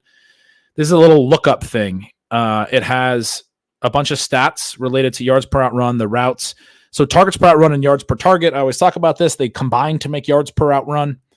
The total number of routes. You got the weighted targets per out run, which factors in the ADOT, right? I talked a little bit about weighted targets per out run a little bit ago. And then you have the lineup. This is the alignment stuff, the far 3 right columns, and then pass block rate is just, in there as well.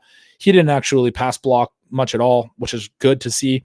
But his slot rate was always really consistently in the 60 to 66% range, right? And quite a bit still in line from him in the Greg Roman years. Let me just make sure you guys can see this. You guys can see this. Last year, he ends up being his inline did drop quite a bit in his last year under Roman to 12.7%. It had been in the 20s prior. It goes all the way down to 9.9% last year. When it dropped last year, he was also out wide a decent amount, but he's not out wide much at all. He's just stuck in the slot last year in this offense. It's a Todd Monken spread offense, more receivers on the field. When I say just stuck on the slot, I don't mean that necessarily in the worst way possible, but one of the really fun things about Andrews throughout his career was these high ADOTs where they would take him out of the inline position and run him up the seam. He was the cover 2 beater right up the middle. And I don't think they're doing that as much under Monken. Slot rate really high. ADOT falls down to 8.2. It's like he's just running a lot of curls and outs and everything that you run out of the slot. And that's fine. But also, as a result of that, his routes did go up a lot. So his routes show as lower here because he got hurt. But routes per game and dropbacks per game in the offense elevated, which is good.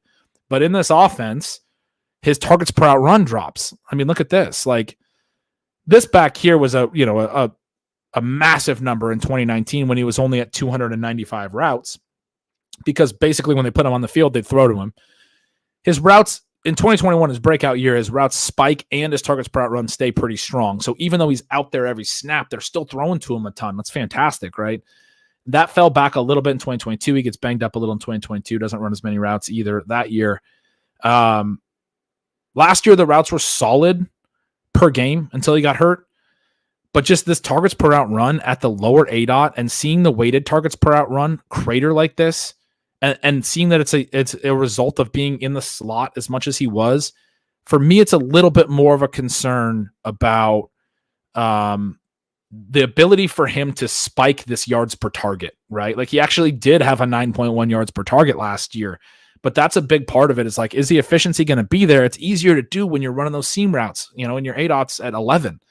It's a little harder to do when your ADOTs at 8. So that's just a small concern for me. Hoosier asked if these are spreadsheets I made. Yeah, I mean, this is just PFF data and a bunch of lookups that I, created years ago. But I share them because I think, people could build very similar stuff. I think it's a good way to look at that type of data and try to think through the progression of a player and the usage changes and some of that stuff. Galaxy Brain on Keenan. Let's hear what Historical Anomalies has to say here. Some speculation that he comes off the field when the Bears are not 11 formation, since Rome is a true X, Moore is a move receiver, and Keenan the true slot, but I doubt it. He gets the JSN treatment. Keenan Allen getting the JSN treatment.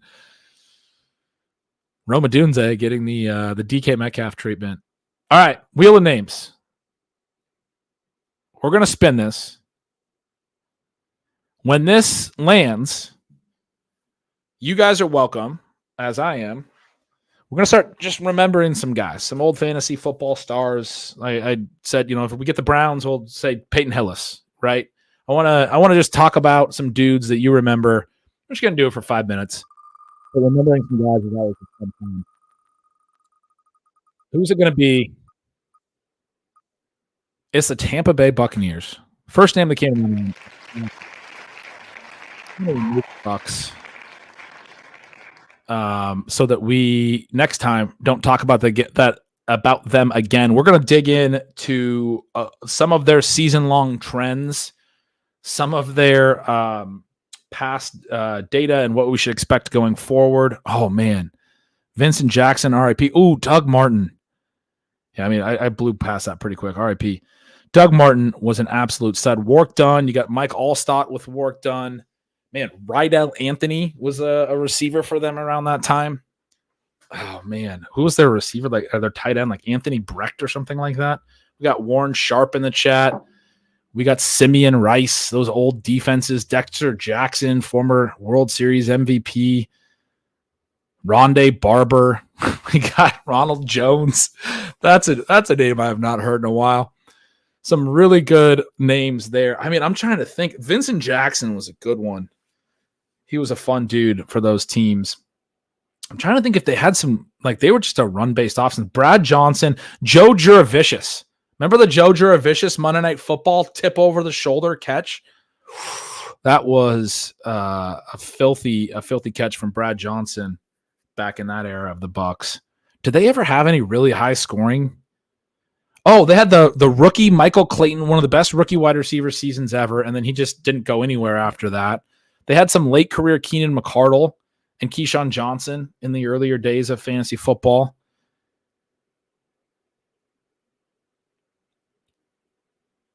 I mean, it's always fun to remember some guys. We got Bert Emanuel. We got Leonard Fournette. Doug Martin. Doug Martin was a fun one, man. That breakout game when he was a rookie. I traded him in one of my home leagues to one of my best buds the week before that game when he played the Raiders. But he was still a dude that I loved to watch, even though I had just traded him. Chuck Sims, Antonio Bryant. That's a great one. Fun group of names we came up with. I want to look. So the idea here is to talk through like some of the stuff I was just talking through with the Falcons and how I expect their offense to look and why I expect that and past trends and all those types of things. And one of the things I want to do is just spend some time on the Pro Football Reference page to kind of show you guys some of the research that I do. That's why I'm pulling up my spreadsheets and stuff too. I get a lot of questions about like how I research, what I look at, all that kind of stuff for stealing signals and otherwise. And so this is sort of part of that idea. I mean, some of the stuff that I would look at is just really basic and is easily accessible on Pro Football Reference. Like one of the important things that I'm always kind of paying attention to is play volume, is yards per play, some of this stuff that you'll find in their team level area of their thing. I mean, the best way to look at that is to go to this little summary page, get an idea of in the league where they ranked, they were 25th in play volume last year. I didn't realize they were that low. I would have thought they were a little faster paced than that. They were 19th in pass attempts, 23rd in rush attempts. Not obviously a great offense, but everyone kind of thought they would be horrible, and they were certainly better than that. They're not. Did anyone say the GM of the 49ers? There you go. John Lynch. We got Derek Brooks. I don't even know who Chuck Sims is. That's one that Charles Sims. Yeah, it's spelled with one M. You're talking about Charles Sims. The perfect prospect. The guy that I want every running back to look like a Charles Sims. He never did anything. I drafted that guy a lot in fantasy. But yeah, let's go look at, so Rachaad White, huge season, 3.6 yards per carry, 64 catches on 70 targets and 91% catch rate. He was incredible as a receiver last year, but one of the things you'll see is like he had a really good yards per target. I didn't mean to sort by yards per target there. Whoops. He had a really good yards per target at 7.8, but like not as good of a yards per reception. It's just that like he had a really high catch rate, which is one of those things that is hard to be consistent on year over year as a running back. He's probably going to be,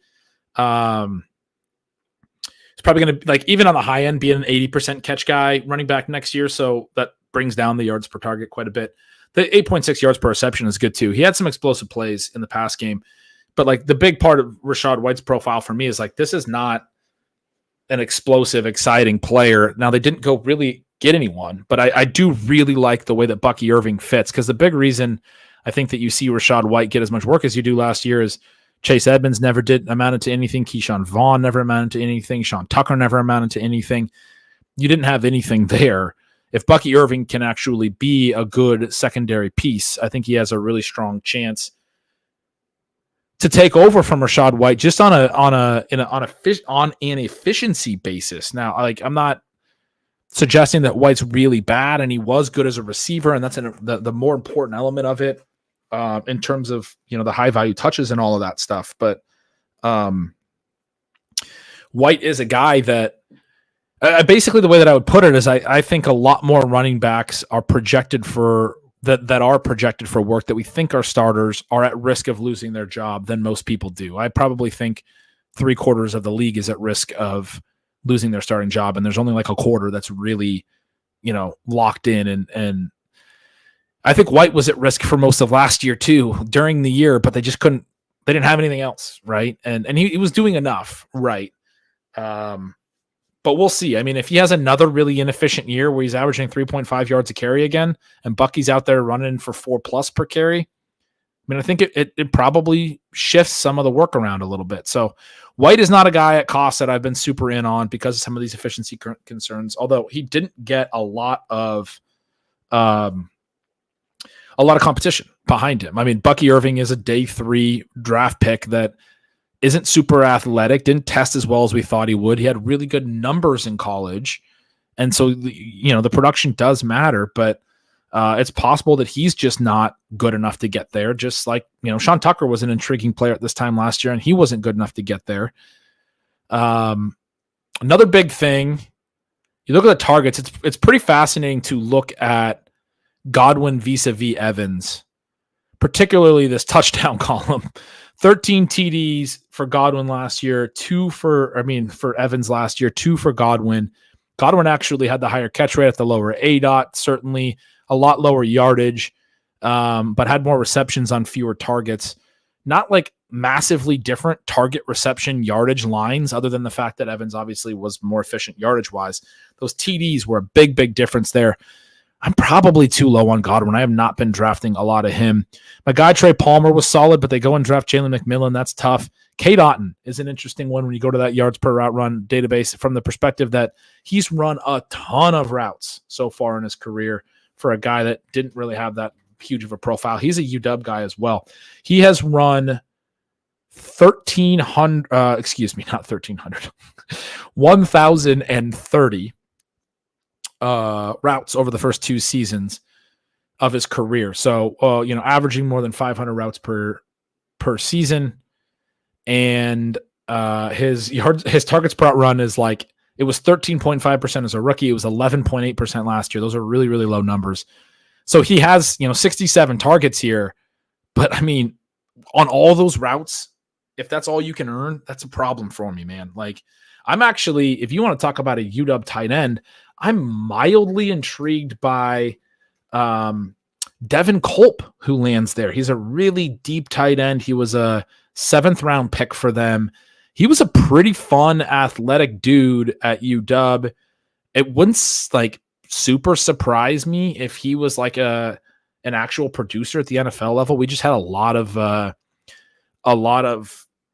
good players at UW, so he wasn't like a focal point of the offense. But when he got opportunities, man, he would win at the catch point. He'd win downfield, and he would also like win with yak. He was a big physical after the catch guy.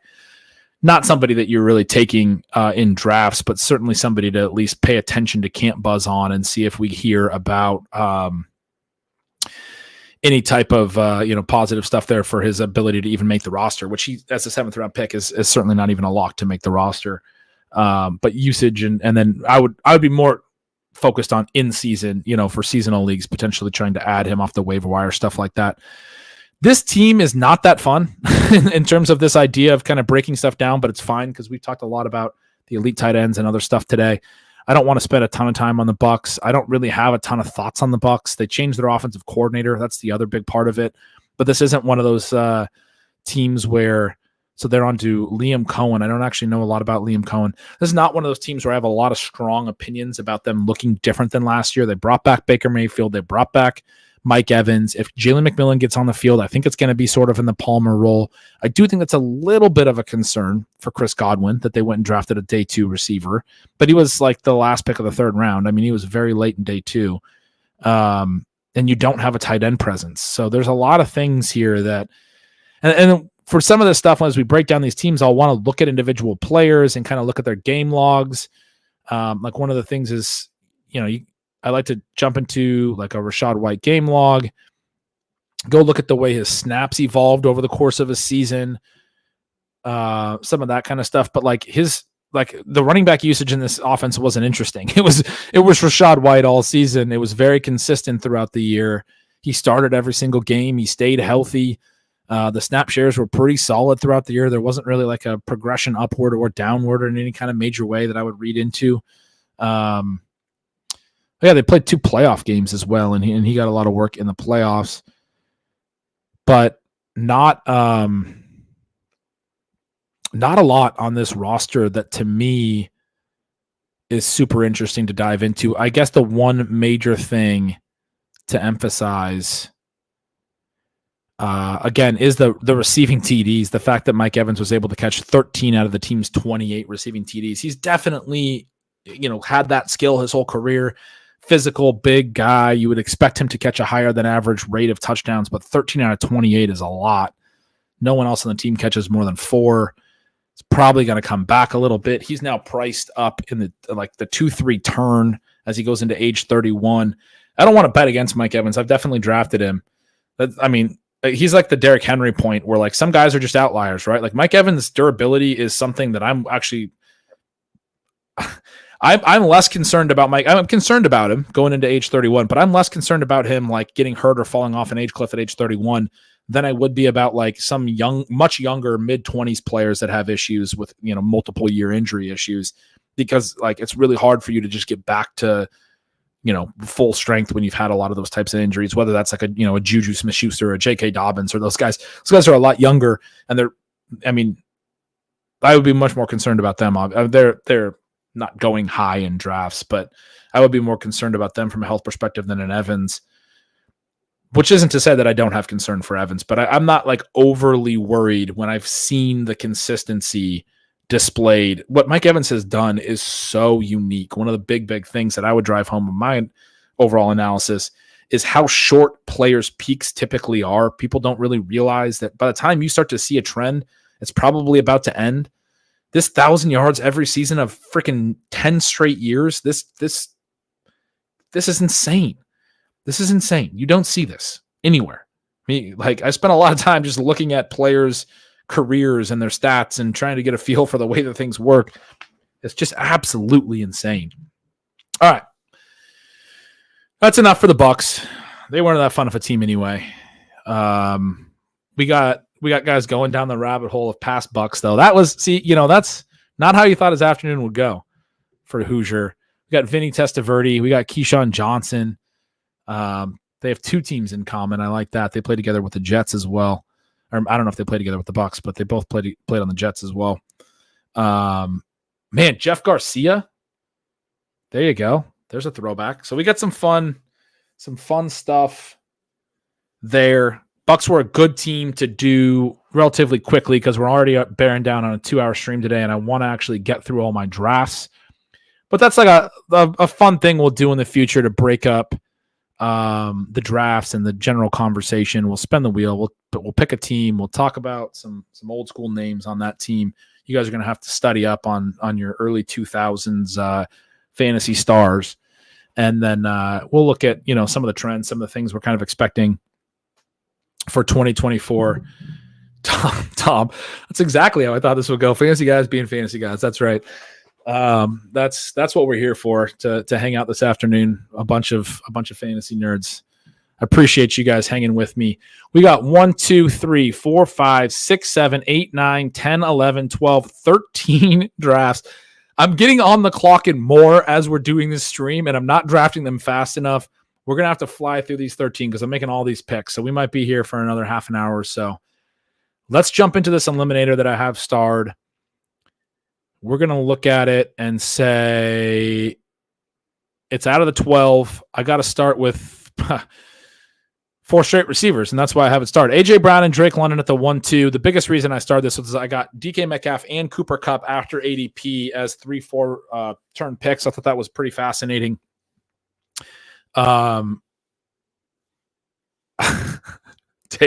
David, holy moly, did school pickup and you're still going. Man, get ready to learn 3-hour stream, bud.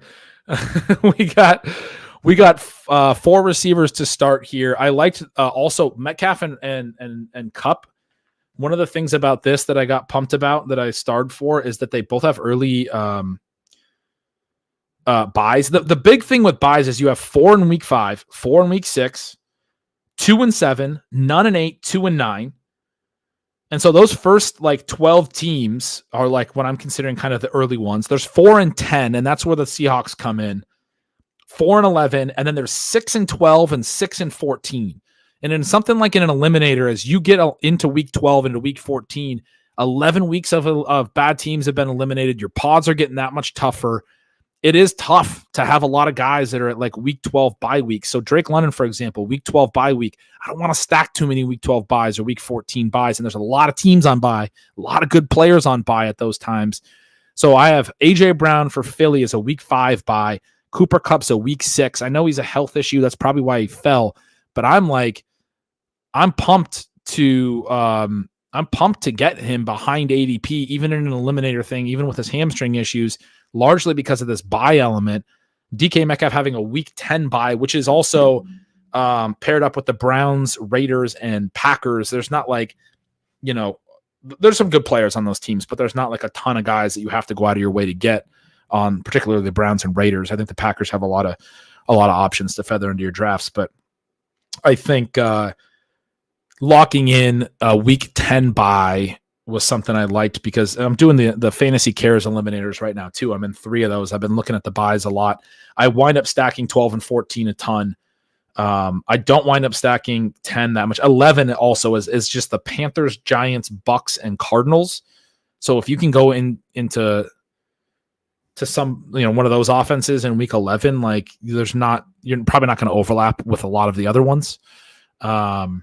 Oh, nice. Madison, I have been wondering about this. Underdog is supposed to be adding bye weeks today, he says. That is I'm so happy to hear that. That's fantastic to hear. 4 straight receivers. I'm on the clock. I do have some older guys. Man. I mean, I'm just gonna take Xavier Worthy and Kyle Pitts. This is just way too obvious. Well, I already have Drake London. And Kittle has the better bye, you guys. Week 9 bye and only paired up with the Steelers. Only 2 teams on a bye. Pitts has the week 12. I already have London. I just got done talking about not stacking the week 12 buys. Xavier Worthy's week 6. It does pair up with Cup, but it's early enough that I'm not as worried about stacking it because it's going to be easier to get through those pools. You're going to have a weaker set of teams that you're playing against that have not been, whittled down through 13 weeks of eliminations. And it's a higher percentage that gets through. In those first few weeks, it's like 80%. It goes down to like 60% by like weeks 12 and 14. I think I'm going Xavier here. Man, if I would actually consider Joe Mixon at this point as well. I mean, I do think just as a guy who's going to get a lot of volume and a good offense, he's a nice like RB1 eliminator ass pick, as someone said earlier. Pete had a video where he was doing some of those. But he's a week 14 buy, so you just can't do it. I'm not going to take Kenneth Walker because I do already have Metcalf. I'm stacking up stuff there. So we're going to go Xavier Worthy, and we're going to take Kittle over Pitts, specifically because this is the eliminator format. I want that to be clear. I'm making that known on stream here that getting exposure to San Francisco when the only other team that has a week 9 bye is the Steelers is like, I mean, it's kind of a no-brainer. I'm not going to run into another tight end matching his bye. Freiermuth would be the only one. I'm not really super into him. Jalen Warren or Najee Harris could come into play for this team that's a 0 RB build. But I guess I wouldn't be that concerned about that because I'll have a lot of running backs in this 0 RB build. I think this was the right play. All right. That's going to be the eliminator pick there. Curious if you guys like that. I clicked on the pick 'em and now I can't get back to the drafts. All right. Drafts, the puppy. Don't overthink it. I was definitely overthinking it. Let's go to the draft here. Let's jump in. Ooh, I got Nez in here. He was watching the stream earlier. He started Bijan Taylor and Travis Kelce. He's going to need to catch up at wide receiver based on my earlier thoughts. Although, I mean, you could do worse than starting Bijan Taylor if you're going to start with 2 running backs. And Kelce at 406 is not a bad pick either. If he can get some receivers onto this team, that could be a really fun build. I went Garrett Wilson, Jahmyr Gibbs, Zay Flowers, T. Higgins here. 1 running back, 3 receivers. Xavier Worthy's gone. Terry McLaurin's gone. Jaden Reed, Keenan Allen. I feel like that's a little bit of a tier break. I'm okay with Marquise Brown. I don't really like Calvin Ridley. I can go to Roma Dunze. I can definitely go down to Jordan Addison, who I think is a little undervalued here. I'm basically going to make the case that I would want to hit receiver on the way back here. Again, this is it's a 5-6 turn. We talked about 4 receivers through 7 rounds. I don't want to leave myself needing that 4th receiver at pick 7-11. In 2 rounds. I'd rather just go take my RB2 at that point, which is all to say that I'm going to take Kyle Pitts here. Surprise, surprise, another early tight end from me. And then I'm going to hit a wide receiver at 602. It's going to be, one of these dudes. It's going to be one of those 3 guys. I can almost guarantee you. And then, we'll have a 0-1-4-1 build. It'll be Gibbs, Garrett Wilson, Zay Flowers, Higgins, the 3 dudes I just starred for people listening on audio, Marquise Brown, Roma Dunze, Jordan Addison. I'll hit one of them on the way back in the early 6th. I added Pitts. Let's go back here. Benjamin May asked, you doing any big dogs or massives yet? Not yet. I'm going to wait on those for sure. And especially just because as far as it comes to content and stuff, the more the better, So it's hard to do bankroll wise. It's hard to do too much of the really big stuff. I'm having a good time because I don't get a draft that fast. Last year I only ended up doing 98 total drafts. Big reason I was excited to do a Mastiff is I can't get that much volume in, but I'm starting earlier this summer. I didn't realize I could do it until June last year. And I've already done a trip for some big board drafts in April. But I'm starting earlier and I'm going to be able to build out more of a portfolio this year. So I'm pretty excited about that.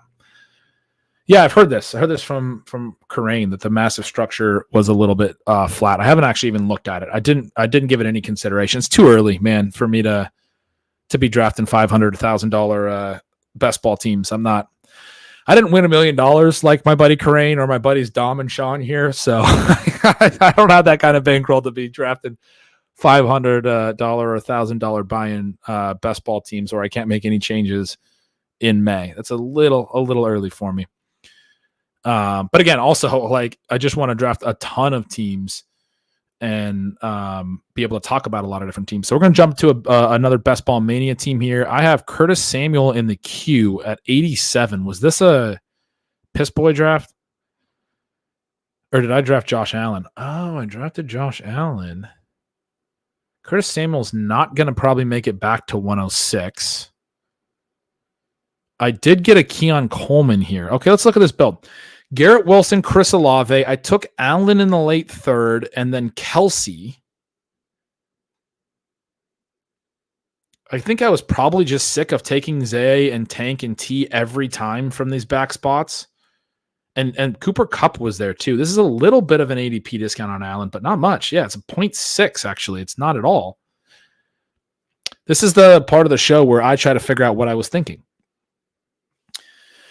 Dalton Kincaid goes at 401. So if I was planning to go Allen Kincaid, that didn't work. I don't think I was, though. That would have been a pretty big reach even for me to take him at 39. I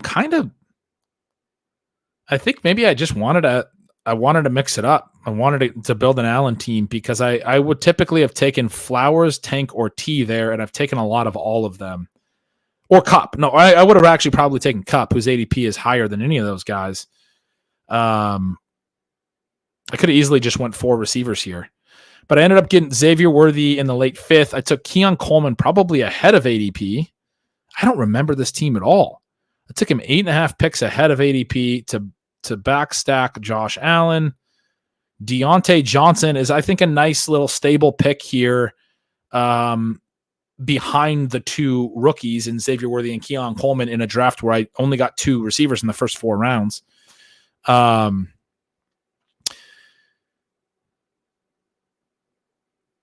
You got a star method and slows to jog the brain. Dom says he's been so much more diligent with his notes and his draft titles for slows this year. It definitely helps. I was doing that last year, but I am not doing it this year. In part because I knew I'd have them on streams, and I was like, I'll just look stupid. My notes are just so chaotic that I'll just look stupid. But I think you guys are gonna get a feel for my chaotic notes in the future because I'm gonna need to start making some notes. Yeah, I like some of these notes from Sean as well. Could just wait on Shakir here. I don't think I'm going to reach for Samuel because I already reached for Keon. I don't think you want to reach for both sides of that stack. Samuel would be fun if he came back around. And I got him way behind ADP, or 6 picks behind ADP. I would definitely snatch him up. I have a 1-0-5-1 right now. No running backs. I certainly think Jonathan Brooks would be a fun pick here, or Jalen Warren. Or it's Christian Watson.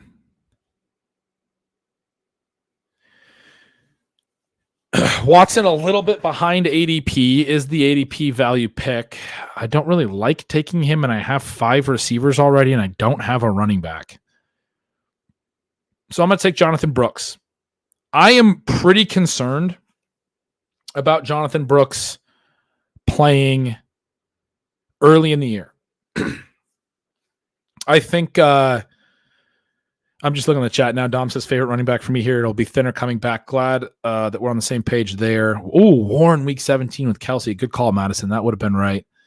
I was really kind of in my head trying to break that tie. And I think also for a 0 RB build, just more guaranteed volume for Warren. The case I was going to make right now on Brooks is I'm a little bit worried coming off the ACL tear on a team that has a ton of dead money still sunk into Miles Sanders. I saw a bunch of people saying like Miles Sanders is going to get cut or traded. They paid him a big guarantee that was prorated over 2 years, and he has a lot of dead money. He's going to be on the roster this year. I mean, if they cut him, they're just cutting him like they think he's like can't provide anything because it saves them like $200K and it puts like $7 million in dead money on their cap, which I mean, he's still going to have like a $7 million cap hit either way or whatever it is, $8 million. It's sunk cost one way or another. Miles Sanders is going to be on their cap this year, but it would be weird for them I mean, last year didn't go the way that Miles Sanders wanted, but it would be weird for them to like cut him. You know what I mean? But so they have him. They have Chuba still, and then they also brought in I can't think of it, but they brought in somebody else. Oh, Rashad Penny. I guess that's not like a thing. That's just a thing in my head. But sorry, something in my throat. Madison says, is Chuba dead or weeks 1 to 4 lead back? That's yeah. So I'm bringing up Miles mainly to say that I think they have 2 other backs. I think Chuba's definitely in play for weeks 1 to 4 lead back. I think Miles Sanders is in play to get some veteran deference, to get some usage as an excuse for them to bring Brooks along more slowly. At the same time, they took Brooks pretty high. And the reason I actually drafted Brooks here and still want to get some exposure to him is he's a really interesting prospect.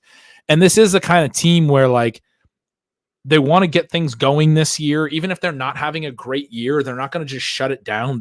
Last year was tough for them, right? With Bryce Young having such a tough year and CJ Stroud having an absolutely monster season. And then also their first round pick wasn't even theirs. And they finished with the worst record in football and it goes to the Bears. I mean, that was they if they're 2-10 at some point this year, they're playing hard to get to 7-10. Like that's the way that the Carolina season has to go this year with a new coach and all that stuff. They're going to try to find anything they can to build on. I feel as confident in my worry about Brooks's early work as I do about the fact that at some point they're going to turn the backfield over to him. It does seem like they're going to want to give him 6 to 8 weeks late in the year to be the guy and show, some optimism. He's their running back of the future kind of stuff. But no, yeah, I mean, weeks 1 to 4 lead back for Chuba. I think it might be weeks 1 to 8. Like it's not that crazy for a second round rookie running back, even if he wasn't coming off an ACL, to need until like the second half of the year to be the guy. So, do you need to change your strategy for a tournament draft versus a non-tourney? Yes. Yeah, I mean, a lot more correlation in tournament draft. I don't really know what a non-tourney draft is. Are you doing like drafts against your buddies and stuff like that? I'm most of these are tournaments that I'm in. I guess like the Eliminator is a little bit of a different format. If you could clarify what you mean by non-tourney, but regardless, yes, you do want to change your strategy. Brooks is a tourney pick for sure. Like that's a big reason I just made that pick as my RB1. He provides late season upside, like the $3 ones. Okay, yeah. I mean, if it's just like a 12-teamer or if you're in drafters, stuff like that, yeah, I would have taken Warren over Brooks in drafters, which is total points for the whole season. This pick is purely as a piece. The whole point that I'm getting to is I think Brooks is a really intriguing piece of a 0 RB build. It's, often we want to get our guaranteed touches first in the 0 RB build and then some flyers late, some guys that, are handcuffs that might, have some upside if there's an injury in front of them. But you can do it backwards. You can take Jonathan Brooks, even if you're like me and don't think that he plays a lot in September or even into October, and then you can it's not going to be Jaylen Warren level guaranteed touches later, but next time around, it is going to be thinned out, but maybe I can get a Javonte Williams, maybe Brian Robinson or something. It's not going to be great, right? I'm not taking Ezekiel Elliott, anyone but him. But like Zach Charbonnet is 136 ADP. He's going to play some. He's going to get usable weeks, stuff like that. Like those guys are going to play in the early part of the year. Kendre Miller, I think, is going to play more. He's probably my favorite running back pick on the board.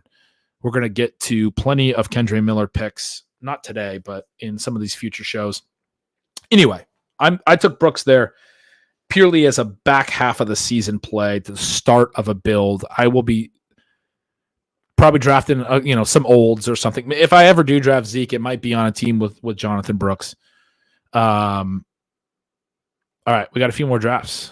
We're making some progress, though. This puppy has another one of these little things where it wasn't starred like I love the team, but I wanted to look at it. Oh, it's the one that we looked at yesterday, Laporta McBride. Again, McBride, I talked through this. I took him because the best receivers were Pickens and Amari, and I didn't really have anyone else to pull up. Probably just didn't need to take Laporta here, but DJ Moore was the faller. Kyron had gone. DJ Moore's still way too pricey for me. And so I could have went Metcalf, Cup. I could have taken a share more, but I decided, okay, I'll take Laporta here. And then in this spot, it's like, all right, I'm just going to try Laporta McBride. To be clear, I argued in favor of this. I'm not going to have a lot of Laporta McBride builds. This literally might be my only one. I mean, it's a lot of capital to put at tight end. I'm not trying to give anyone the idea or the impression that you should be doing this on a big portion of your overall builds, especially in rounds 3 and 4, because I took, the 2 of the top 3 tight ends. I think that's a really pushing it. I was talking more about when you get down into the Pitts and Kittle as your tight end 2. I think that can be kind of fun. As far as trying to get 2 of those top 7, this is really pushing that theory, but it's going to be fun. Yeah. Kirk coming back. Seth says Kirk coming back was helpful for this team. Absolutely. It was awesome to get Christian Kirk at 54 there, especially if this is a team where I had Bijan. I might have, but had a couple beers when I decided to make these picks. I don't know. Maybe I had an edible that night. Laporta McBride with Bijan Robinson in the first 4 rounds is ballsy. We're going to look at receiver, which is dead. See, this is where you get beat by it too. This is a great example of I was wrong, right? Like I took Bijan in round 1, Adams in 2. I go Laporta McBride. I do get Kirk to come back in 5, Adunze in 6. But I talked about this. I really like JSN, Deontay, and Rashee Rice. All have ADPs around 80 to 85. I'm on the clock at pick 78 right now. JSN went 72. Deontay went 74. Rashee went 77. In between those picks was Christian Watson, Chris Godwin, and DeAndre Hopkins, which all would have been nice fallback plans, frankly. And now the top available wide receiver Bob's hanging out. What's up, Bob? Bob made the awesome visuals. Everybody, big round of applause for Bob. He's saying he's got some ideas for some more StreamYard layouts. He's been in the lab. He watched the show yesterday, told me he had some fun ideas. So we'll do some fun stuff with the graphics and stuff. This is a tough one. Dom says, yeah, you can't pull this bully tight end shit from the middle with an RB start. That's the lesson that we're learning, man. Get ready to learn some tough lessons here. I have 3 receivers, and one of them is Rome Odunze, who I don't even think is that strong of a volume play early in the season. I have faith in him, but when I sort by wide receiver, which I have on screen right now for those of you listening on audio, Jameson Williams at an ADP of 94.7 is the best available, and we're at pick 78. I'd have to take him a full 16 picks ahead of ADP, and I don't even really like to take Jameson Williams. Sean's like nightmare spot right now. I mean, I'm just kind of lingering here so you guys can all enjoy it. Madison, the testosterone was high until you see 7th round J-Mo as the top wide receiver. Exactly. You guys are definitely right here. Billy Jones, double elite tight end, super hard to navigate in structures that are not 0 RB.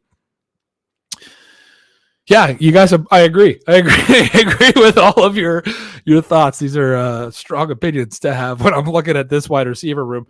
So the lesson here from me in terms of how to back out of effing up a draft is that lesson of the draft doesn't care what your needs are. I can oh my God, this is hilarious. I didn't even notice this. Before I finish this point, George Kittle is still here at pick 78. For a guy who's been talking about trying to get 2 elite tight ends in that top 7, the one draft where I go Laporta McBride is the draft where I can get Kittle at a 66.6 ADP at pick 78. I could have got him a full round after as my tight end 2. If one of Laporta or McBride is just a wide receiver, any wide receiver, you can take George Pickens. I don't even care. And then I can throw Kittle in now, and my stuff is looking a lot better. Are you saying triple tight end time? Let's go. The point I was going to make was the draft doesn't care what your needs are, which is an argument that you're not going to fix a bad build by chasing picks way ahead of ADP. You're going to have to hit, like at this point, I'm going to have to hit something in the later wide receiver pockets or just with a lot of wide receiver volume, whatever it is. I'm going to have to hit on something, but I'm not going to be able to build a dominant team by picking, Curtis Samuel, who would be my top wide receiver. I think I would have him over Jameson Williams, picking him 22. He's the second one available, but I'd have to take him 22 picks ahead of ADP. I'm not going to fix this team by drafting a wide receiver 22 picks ahead of ADP. in terms of, I mean, yeah, it's an avalanche, and I'm probably, you know what, that's exactly what I'm going to do. I'm going to take Curtis Samuel 22 picks out of ADP. I'm not going to take Kittle. I'm not going to take Alvin Kamara, who's the other ADP value. Because I mean, even just getting an ADP value on him, 11 picks after ADP, I don't think makes really any sense. It does correlate, but he's not like a strong RB2 for this build. Joe Burrow is the next ADP value. I don't have a stack there. Evan Ingram, it would just be Kittle if I was going to go with a third tight end. I realize for the bid equity, you guys are loving the idea of just smashing George Kittle here, but I can't do it. This is a lesson learned for taking 2 early tight ends as well, that you can't then take the slide on a different later tight end. Man, can we go back to the grid view while I just keep raking myself over the coals here? The 6 picks up leading into my pick were JSN, Christian Watson, Deontay Johnson, Chris Godwin, DeAndre Hopkins, and Rashee Rice. All 6 of those picks, one of them slides through, and I'm in heaven right now. All of those guys, I mean, I don't know. Let's go see. Let's see. What side of the draft is it? There's of the 5 drafters who made those 6 picks, only 2 of them have a tight end. None of you guys wanted George Kittle? I mean, none of those guys are proponents of the elite tight end strategy, I guess. I mean, any of those guys taking the half round discount on George Kittle is works out great for me, but none of them wanted that discount. I think they just probably wanted to see me squirm. They saw me do the McBride Laporta thing, and I mean, you guys are like trying to make serious. Well, this isn't a serious. Take the tight end with the ADP of 66.6 and let the devil take over the team. View it as your flex is mostly tight end.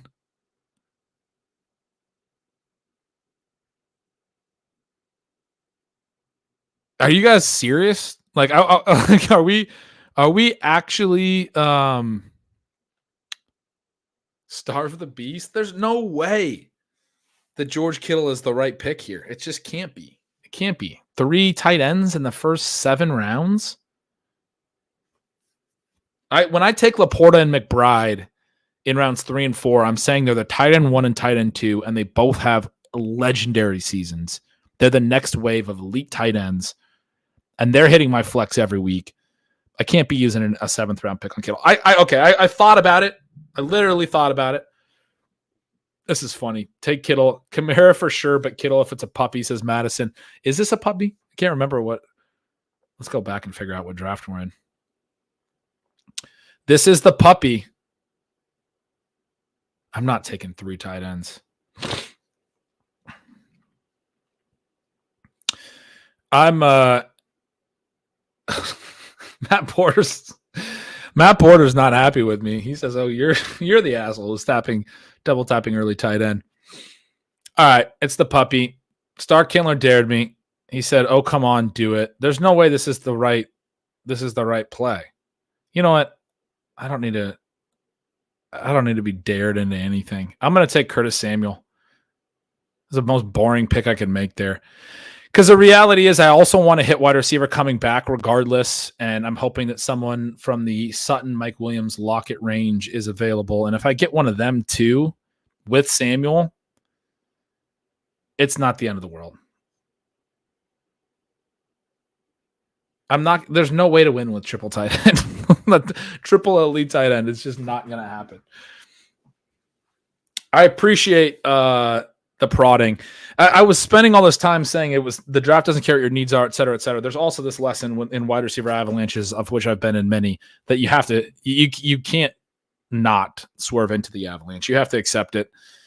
I took Samuel there because I also think my 8th round pick has to be a wide receiver, and there's a couple that I'm hoping the ADP gods, that no one else is as crazy as I am taking guys 20 picks ahead ADP, and I can get, because I said Sutton, Mike Williams, and Tyler Lockett, they're all between 100 and 106 in ADP. My next pick is 91.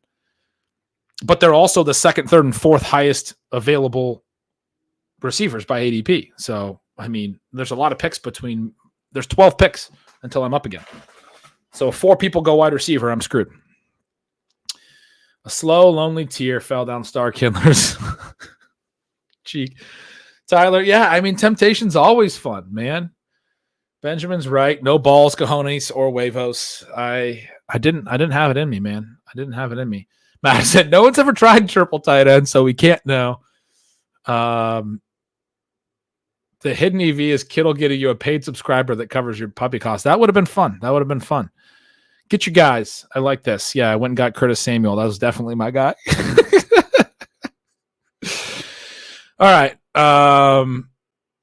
If that's what would have happened on Pete's stream, someone paid him a $5 super chat to take that. That's funny. I didn't live enough. 1, 2, 3, 4, 5, 6, 7, 8, 9 still. Let's make these quick.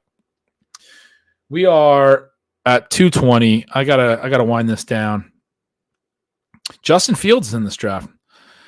I loved that screenshot of Justin Fields being second and somebody taking Justin Fields for 101. Whatever, whoever sent that off. Garrett Wilson, that was like last year. Garrett Wilson, Jonathan Taylor, Zay Flowers, Travis Kelce, Roma Dunze, Jordan Addison in this one. This is one of those ones we were talking about earlier when you're in the late draft slot. At 6:02, I locked in my 4th receiver of Jordan Addison. 5:11, I took a Dunze. I had taken Taylor and Kelce through 4 rounds. I made sure to get to 4 receivers so that this late 7th round pick, I didn't need someone to fall to me. As it happens, Rashee Rice at 82 goes 1 pick ahead of me. I'm on the clock at 83. He goes just slightly ahead of his ADP, I think. 85 ADP. He goes at 82. So I don't get any of the trio of JSN, Deontay, or Rashee Rice that I like in this range to fall to me, but I do already have the 4 receivers because I went ahead and made sure to get the early 6th round receiver. We just did that in the 6th round on a couple of my other drafts a little bit ago. Here we are on the backside of that. When you come back around in the 7th round, I have the 1 running back, anchor running back with Taylor. I have the Travis Kelce in there. I've got 4 pretty good receivers, and then we're now in a spot where, again, Curtis Samuel, it's the same receiver room as we were just looking at in the other draft. I'm at pick 83 instead of 79, but very similar. I'm looking at Jameson Williams, Curtis Samuel, Cortland Sutton, Mike Williams, Tyler Lockett. No receiver with an ADP below 94.7, which is Jameson Williams' number. I would have to take a receiver 10 plus picks before ADP, so I'm not going to do that. I'm going to take these first 4 as my guys. It's still tricky to wait until 9-11 for my 5th receiver, but this turn is going to be a running back turn, it looks like. Zamir White's there. I'm not super into Zamir White, but I did see like his late season stuff last year was really, really strong. I think he had 100 plus total yards each of the final 3 games, and he really only played the final 4 games. And then all they added was Alexander Madison and Dylan Laube, who's a pretty interesting day 3 running back draft pick for the Raiders. But yeah, he had 17 carries for 69 yards and a TD in his first start. And then the next 3 games, he starts the final 4 games. Prior to that, had literally like barely played. He had played 5 snaps the week prior, and they start him in week 15 when Josh Jacobs is out. And has that strong game, 17 carries, 69 yards, TD, 3 catches. Next 3 weeks, he gets 20 plus carries all 3 weeks and has over 100 total yards all 3 games. He rushes for over 100 alone in 2 of them. And the other one, he rushed only for 71, but he caught 5 passes for 35. And then, yeah, they kind of were like, well, we saw, that was all under the interim coach, Antonio Pierce, who's now the head coach. It's kind of like they were like, yeah, we saw what we wanted to see with Zamir White after, after Pierce took over. He was like, yeah, I'm in on this. Let's keep him as our starter for next year. The other guy, week 17 correlation there. Who do we have week 17 correlation? It's not White. I do have a Dunze. The other guy I really like here is DeAndre Swift, who got the big contract and who's going from an offense where he couldn't get any high value touches, couldn't catch any passes, couldn't get any goal line work, to one where he should get an opportunity to do both of those things at a higher rate. And that was his profile in Detroit, was he would catch passes and he'd get some goal line work. He's a, Sean talked about Swift last year when he was really high on him being a guy who has a really high yards before contact number. Like he doesn't get stuffed. He hits holes hard, and that was going to pair well with the Eagles' run blocking. And he did have some pretty good rushing last year, but obviously it wasn't as good as we want it to be. But I think that plays well, bigger than his size in the red zone. We didn't get to see that. We got all Jalen Hurts, short yardage touchdowns. But in Cleveland with a rookie quarterback, in Chicago with a rookie quarterback, they're going to give their high dollar value running back. I mean, unless they just give it all to Roshan, who's huge, or Khalil Herbert, who's a good runner as well. But I got to think they give DeAndre Swift some of the opportunity in close. And he's also going to catch more passes there. I like both of these dudes. I already have a Dunze. Buffalo, New York Jets, Paulino says. You want me to take a Buffalo pick? Oh, the Curtis Samuel pick? Oh, yeah. No, I'm not taking a receiver on this team because I'm already at 4. I don't feel that I have to swerve into it. I think I can make this one a little bit of a strong running back room with Taylor and get 2 more. Like, this is my idea of a strong running back room. I took an anchor and I got to a point where I didn't really want to have to add the wide receiver 5, but I feel good enough about the 4 that I have, and I have Kelsey at tight end settled, and I don't need to make any stacked QB plays here. I mean, Caleb Williams is with a Dunze as an option, but I don't have to make that play. And so I'm going to go running back at this turn. Like, it's going to be Zamir White and Swift, but it might also be Najee and Jonathan Brooks and Jalen Warren and Zach Moss. Like, this is where I see the value pocket right now, is all these running backs. I'm trying to figure out who to take first. I don't really think either of them is a great bet to come through. The guy at the turn has a 1 running back, 4 receiver, 1 tight end build. Najee with Kelsey for week 17. Sean, I appreciate the idea. Those guys, that can be, I'll move my pick guys into the 802 slot. That can be the tiebreaker for the 802 pick. There's 2 of them. If he takes Najee, then I get to take Warren, and that's a better tiebreaker for me. I don't have to draft Najee Harris. But Najee's a good take. This is a good take. I should take a Pittsburgh back at this turn, but I'm gonna use the excuse that there's 2 of them as a reason to let that be my 802 pick, even if he goes running back here. So I got to make a decision on Zamir White and DeAndre Swift. I've only taken White once. I've taken Swift at least a handful of times. But heel turn, I'm going to take Swift again. I mean, Zamir White's fun, but DeAndre Swift is like a really good player, formerly really high draft capital. Got a lot of money. Going into a better offense than Zamir White. They should score more points. And I was thinking about this Roma Dunze pick I have here. I'm already making a bet into Chicago's offense. I kind of like, again, correlating those offensive bets within the same offense. This is saying that Caleb Williams is good and the Bears are good. And I mean, Hoosier mentions this. Any concern with Zamir White sample size being 4 games? Exactly. Zamir White is kind of your classic dead zone back. He's going later, and you can definitely take him later because the opportunity cost is less. But there's not any real reason to think that they would be like super committed to him. He was a later round pick. He got 4 games of starting. I just talked through their offseason moves being reason to think that they're committed to him. All they brought in was Alexander Madison and Dylan Lobby. But like, this is the type of team that could wind up with like Dalvin Cook, at some point or something ridiculous, because it's just, I mean, DeAndre Swift is going to be the guy. A Swift Kelsey stack. What's funny is I have Jonathan Taylor on this team. So I have Kelsey at tight end and Taylor Swift as my running backs. But Swift is going to be the main guy for the Bears. The contract says as much. That was my tiebreaker in my head, as well as the Adunze thing. I do like White. I do think you can take some White, but I think you want to be leaning into the guys that have the contract, that have the locked in role, that we feel more confident about. All right, jumping over to a puppy 2-3-1 right now. Another one where I took 3 non-receivers in the first 6 rounds, but this is one where I'm up on the clock at 7:04. And all of those guys with the 80 to 85 ADP are available. I got Jamar Chase, Kyron Williams, Stephon Diggs, Christian Kirk, and then I went Dalton Kincaid, and I took the fall on Kenneth Walker last round. I mean, I've seen him fall even further than this, but it's weird to me. Why is he falling 6 to 8 to 10 picks in a lot of these drafts? I think I took him 12 picks or more later. I starred all three of those receivers in my queue from that 80 to 85 range: JSN, Deontay Johnson, and Rashee Rice. The problem is I also start Joe Burrow, and this is a Jamar Chase team, and he's now behind ADP. Do I want to make another ridiculous decision and not be able to draft a fourth receiver, not take 4 receivers through 7 rounds? It doesn't have to be a hard and fast rule in every single draft.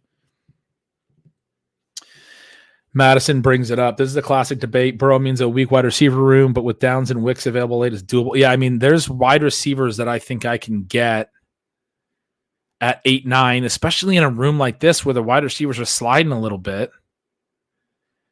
I'll be back up at 93 and then 100. I mean, you mentioned Downs and Wicks as some guys you like. I like both of them, but even at 93 and 100, it's possible that I can still get the Curtis Samuel, Cortland Sutton, Mike Williams, Tyler Lockett tier that I like. If I could get 2 of like Sutton and Lockett, that's pretty interesting. Check where the Higgins drafter is. I get that take, but I'm at 704. I just don't think Burrow, who's already behind ADP, is going to come all the way back to 93. That would be the reason to check on where Higgins would be further up here. Higgins went. He's also 3 picks ahead of me. So especially if he was starting to come all the way back, that guy would have an opportunity to take Burrow at 90 to pair up with Higgins, and he doesn't have a QB yet. So there's really no way that Burrow can come back to 93. Paulino, you've seen him fall a lot. That's fair, but I don't think in this one we're gonna know.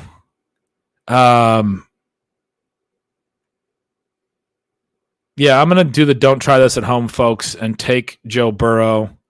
I've taken a lot of JSN, Deontay, and Rice. I like getting the Burrow chase. I think Madison laid out the situation well, that it's a classic debate.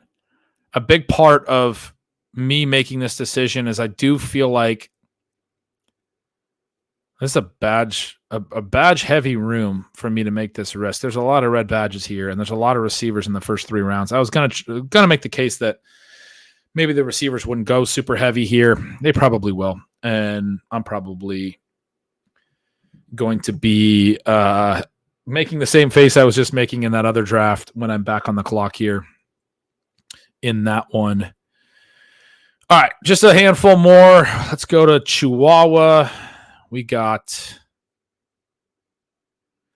Bijan, Olave, Devonta Smith, Trey McBride, and then because I had taken 2 non-receivers through 4, Terry McLaurin, Marquise Brown, JSN, hit 3 straight, got 5 receivers through 7 in this one. Now we're back. That's a great 5 receiver group to also have Bijan and Trey McBride involved with. I've got Jaden Daniels starred. I would like to get him at 104 right at his ADP. I don't want to take him here because I did take Terry McLaurin, talked a little bit yesterday about liking to play Daniels when I have McLaurin optimally, but you'd still want to take Daniels at really any point you can get him. He is still the 5th QB on this list. Do I have other outs for stacks? I don't have a Philly stack. I don't have a KC stack. Kyler just went. Seattle's basically, we don't know the quarterback. I basically have Derek Carr or Jaden Daniels. I really need Jaden Daniels to get back to me there.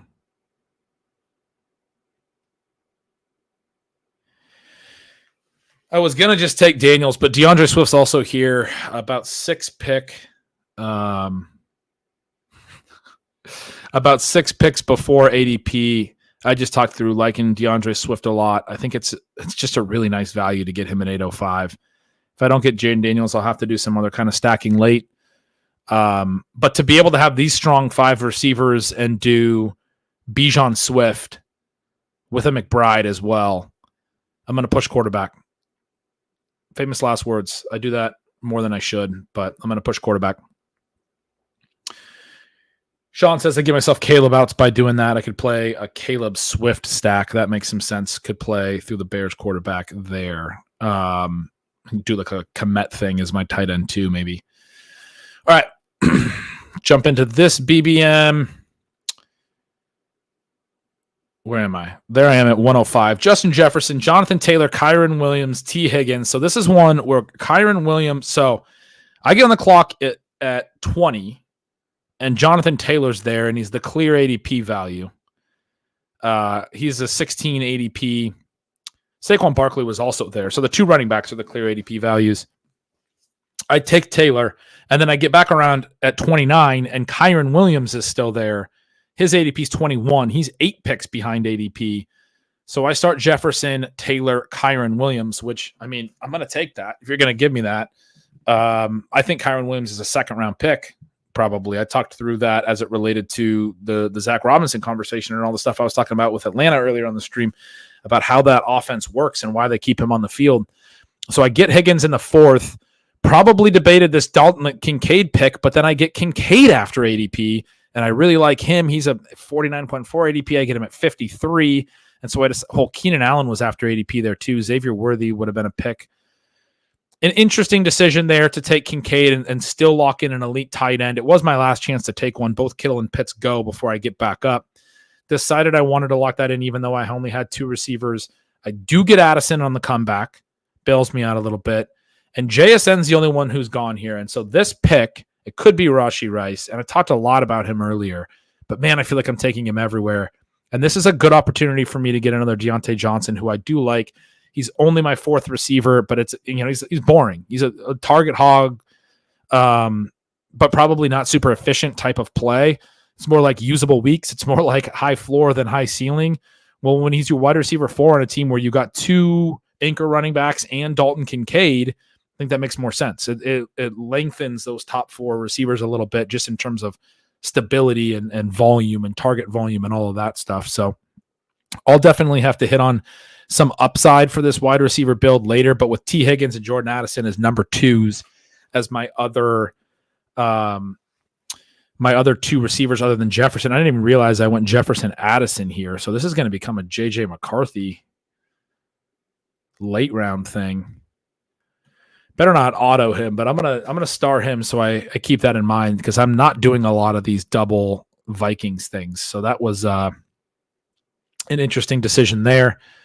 We're gonna go jump in. Got a couple that I got double starred here. I have Caleb starred. Okay, I have Caleb in my queue on this new draft. We're at pick 93. His ADP is 97. So let's see if we're taking Caleb Williams here. It is a 0-1-5-1 so far. I was out of the 4 hole. Tyreek Hill, Malik Neighbors, Kyron Williams again at pick 28, well behind ADP. People are overreacting to Blake Corum. They were always going to add some depth. I like Blake Corum as a handcuff as well, but Kyron Williams, like they were always going to add depth is the key. I was talking about this pre-draft. Like they went into last year with Cam Akers on the roster too. They didn't plan to just have Kyron. And then when Akers was gone, when Kyron got hurt and went on IR, they had nothing. They picked up street free agents to just play like that week. They were always going to draft somebody. I mean, when they didn't add anyone in free agency, they had to get some improvement in their backup situation. They didn't like Zach Evans enough to use him, didn't feel like he was ready enough. And then the market like massively overreacted. Blake Corum's not even that great of a prospect, guys. Like he was not the best that's out there. Oh, Madison said star Wicks. Wicks later in this one too, for sure, because he's a bring back to that Minnesota. Sean and Madison, my 2 sharp helpers here, are all over something for me. But Madison's right. It is now lost to the sea of slow drafts. Hopefully I remember that. I appreciate the point. I'll try to remember that when I see JJ McCarthy in the queue that I need to add Dontavian Wicks. I'm going to do a little mental association. JJ McCarthy means Dontavian Wicks. Hopefully we'll get him added next time. But yeah, Kyron Williams, nice price here. Tyreek Hill, Malik Neighbors, Kyron Williams, Travis Kelce falls all the way to 45. I got him 8 picks after ADP here. I mean, dude, you can't tell me Travis Kelce isn't better than a 409. It's just just crazy. It's just crazy. Keenan Allen and Rome Odunze, and that's why I starred Caleb Williams. I took Keon Coleman in the early 7th.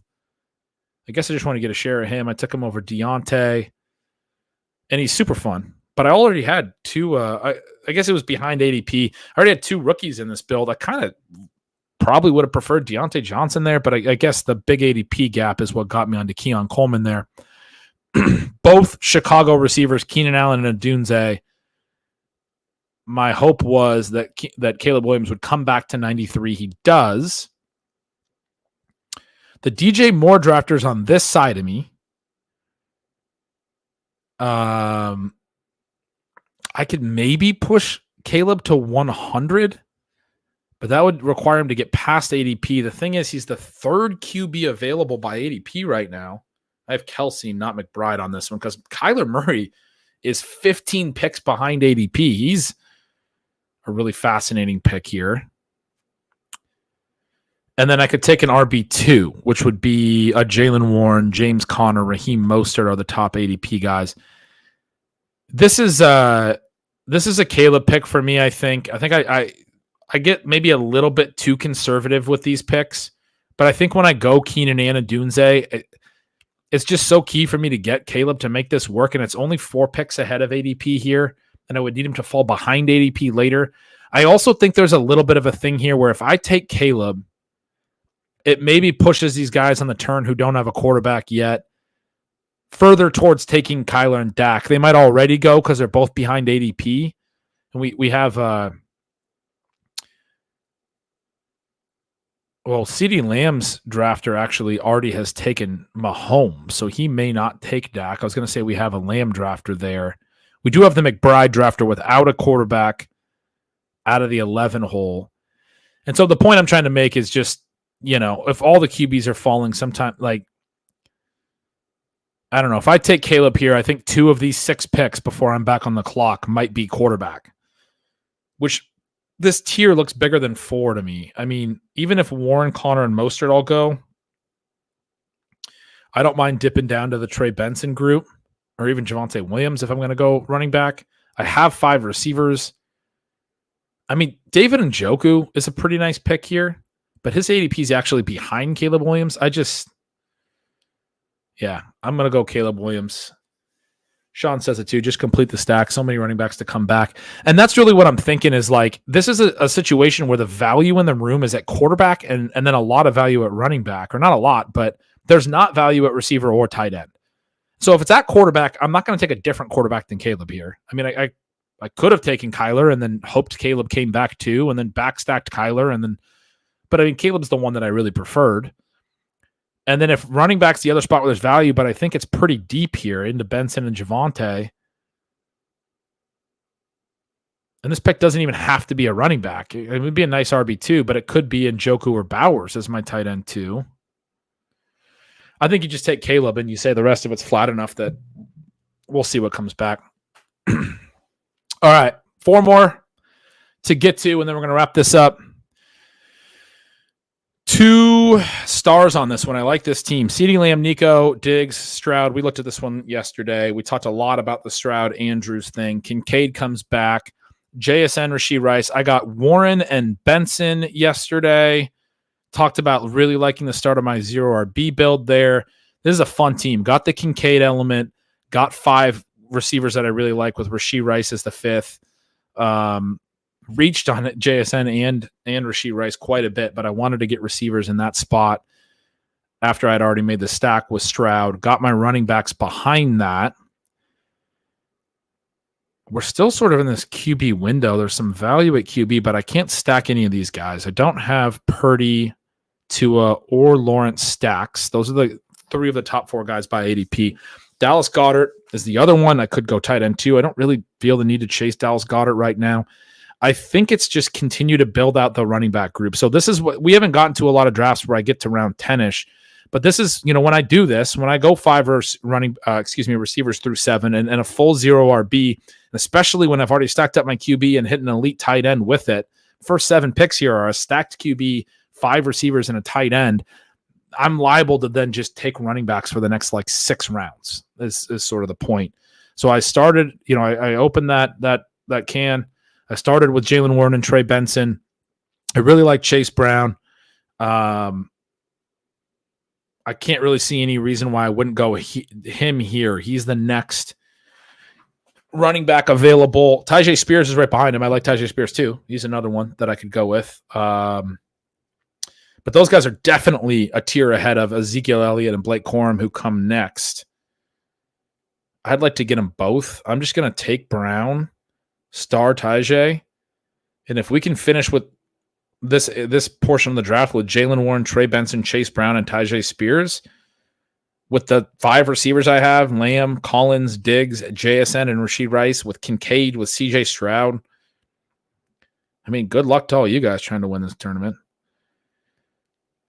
All right, another Best Ball Mania team with 2 stars. Let's see why I liked this one so much.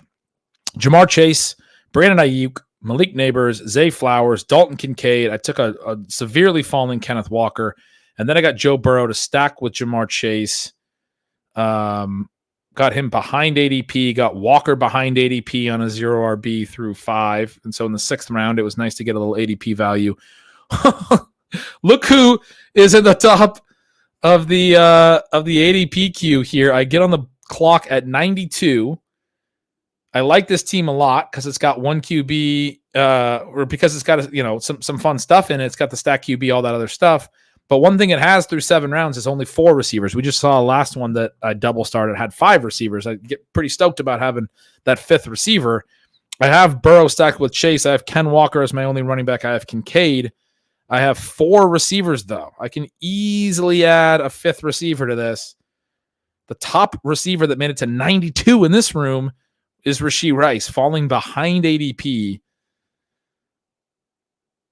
We're going to go ahead and add him to this team. A lot of value at running back in this room. I could have added a running back there, and if Rashee Rice would have gone, I would have added a running back there. I would have stayed at 4 receivers. I wouldn't have chased a Curtis Samuel or anything. Najee Harris, Jonathan Brooks, Jalen Warren were the top available running backs. Those are guys that I would have liked to add there, but I loved to add Rashee Rice when it's the 9th round, or I guess 8th round. But he's my wide receiver 5, and I've already put a player at every other position. At this point, if I'm taking Rashee Rice as my wide receiver 5, I'm still 0 somewhere. I'm either 0 QB, 0 tight end, 0, not likely 0 tight end, 0 running back, 0 QB, one of those 2. All right. 702. This is the one where we took Evan Ingram earlier in the stream. Tyreek Hill, Nico Collins, Jalen Hurts. Oh, is this the eliminator? It's the early Jalen Hurts pick. Okay, I'm in the eliminator here. Good thing I recognize that Hurts pick.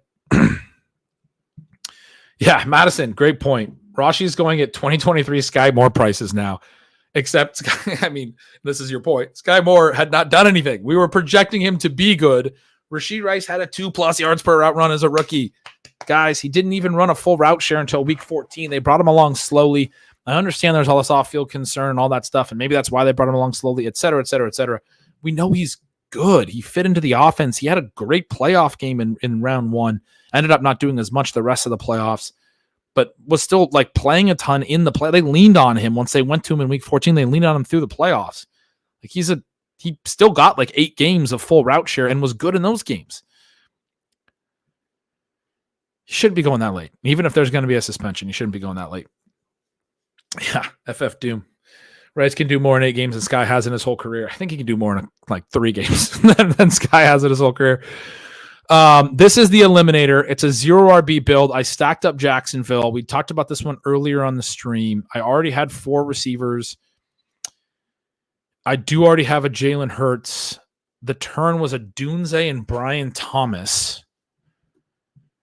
And it comes back to me. And I can grab a Keon Coleman behind ADP, which is some guaranteed target volume, but I'm a little worried about him from a profile perspective, maybe being a little bit inconsistent in his rookie year for an eliminator format. Kind of you still want some breakout upside ceiling, but rookies who don't play well sometimes get sat down for a while. It can be some stuff where you don't necessarily get to, he might not be on the field enough at certain periods of time. I think I go down to JSN or Deontay Johnson. Or I take my first running back, but I don't really love Aaron Jones in an eliminator. Ramondre Stevenson's the other top running back. I think I can wait till the next pocket at the 8-9 turn. Like we just saw in my last draft, I was able to get Jaylen Warren and Trey Benson at that turn. A couple of the Jaylen Warren, Zach Moss, James Conner types are a nice little 1-2 punch at running back, or even push it further. I think, again, I talked about this with the eliminator yesterday. I think you can do a pretty extreme 0 RB. I talked about it earlier on this stream as well. Wide receiver. What are the buys for JSN and Deontay? I'm not going to go Keon because Buffalo also has the late buy, week 12. JSN has the week 10. Did I already hit a week 10 on this team? I thought I did, but I did not. Deontay Johnson has the week 11, where there's like nothing good in week 11. I don't have those guys. I don't have anybody from either of those.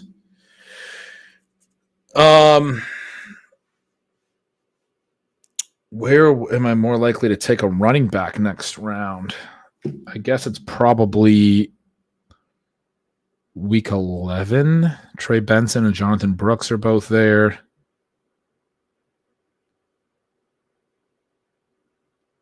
Sharbs fits this. He's a week 10 guy.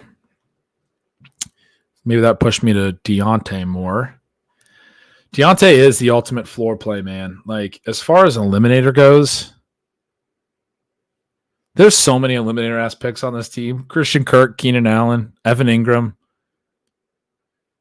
Let's get some breakout potential onto this team. Let's play Jackson Smith and Jigba. I like Deontay, but like you like if you want to win the eliminator, you still need some like stars. I need a year 2 JSN breakout. Matt, anyone else annoyed by them not listing the buys? We heard earlier in the stream from one of the other commenters that we are going to get those buys today. So get ready to update your UD app. That should be fixed very, very shortly. All right. A couple more. One more. I'm only on the clock in one draft. We've made it. Pick 70. Tyreek Hill, Devon Achane. I like this. Again, the concentration of Miami's offense, one of the few teams I would stack this heavily with draft capital. Like probably the number one team that I'd be okay with it. Tyreek Hill, Devon Achane, Stephon Diggs, Trey McBride, Terry McLaurin. So we're through 5. We only have 3 receivers. We have an anchor running back. We have an anchor tight end. I start Tua because I did go heavy with Miami early, but this needs to be a wide receiver pick. We have hit a little bit of a wide receiver quiet spot. We're at pick 70.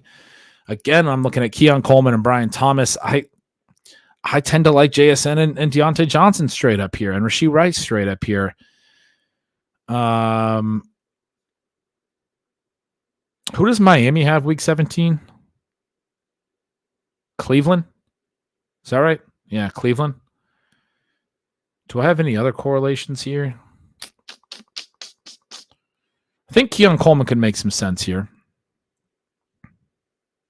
I'm going to have another pick in 5 picks. I can get one of those other dudes. JSN Deontay or Rashee Rice back there. I don't really need to take both of them. I have 3 veteran receivers. Let's get a little rookie upside here. Keon Coleman's going to be my last pick of the day. We made it. We cleared out my on the clock list a bunch. Madison said double elite tight end. Oh, I could have went Kittle. I'm tired. I wasn't even paying attention to Kittle being the ADP value behind. He was at his 66 ADP. He was on the board at around 70. I have McBride. Miami plays San Francisco week 17. If I could go back, I would change this pick. I think this is a great take, Madison. I should have went Kittle here because I could have got a little week 16 correlation. I could have done my 2 tight end thing I like to build, and I could have easily hit my wide receiver 4 at 703 on the way back. We talked about waiting till the late part of round 7 for your 4th receiver being tricky, but I was talking through how my 703 is going to be a wide receiver pick. I didn't have to get to 5 receivers through 7 here. It's what I'm going to wind up doing if Kittle goes on the turn here, which I assume he will. Neither of these guys has a tight end. There's 4 picks here. Assume Kittle goes. If he doesn't, I will take him on the way back. That's a great call, Madison. That should have been the pick. Getting a little tired, but we did it. We got through a whole bunch of picks. We got to spin the wheel and talk about some famous old school Tampa Bay Buccaneers. I had a blast with that as well. Thanks for hanging out, guys. Man, we did a 3-hour stream today. I was so pumped after yesterday's stream. I had to get going because I was going to lead into ADP chasing, but I was like, you know what? I'll come on today. We'll have a little more time. We'll just do some stuff. Oh, hey, George Kittle already went in that league. It's in the background here on my other screen, and the guy behind me took him right behind him. Appreciate you guys sticking around. This was awesome. A lot of fun. Oh, I just got back on the clock. Well, I mean, this is one of those things. If I haven't gotten myself off yet, then I'm going to force myself to make another pick because what am I going to do? I'm going to get off the stream and go make a pick. I might as well stay on the stream and make a pick. We're up at 6:11 here. Christian McCaffrey, Nico Collins, Malik Neighbors, Trey McBride, Keenan Allen. There is no George Kittle. It's a very similar spot, but no more George Kittle. I'm going to, again, take that 4th receiver and grab Ladders McConkey, because I just did Keon in a similar spot. I don't really see any other pick here. I want to get a receiver at this turn. I could do one of these running backs, but I don't want the guy in the turn to potentially – he's already taken 4 receivers. He might take 2 more. I want to get a McConkey share here, so – we're going to do that. We're going to grab the Ladders, McConkey. All right. I'm going to go back into saying goodbye. I made one more pick. So however many I had made, I've now made one more than that. I'm going to close that window too, so I don't take too long to get out of here. Appreciate you guys sticking around. A lot of fun chatting with you guys. Exactly the way I was hoping it would all go. I'm going to bounce. Here comes the outro. Later.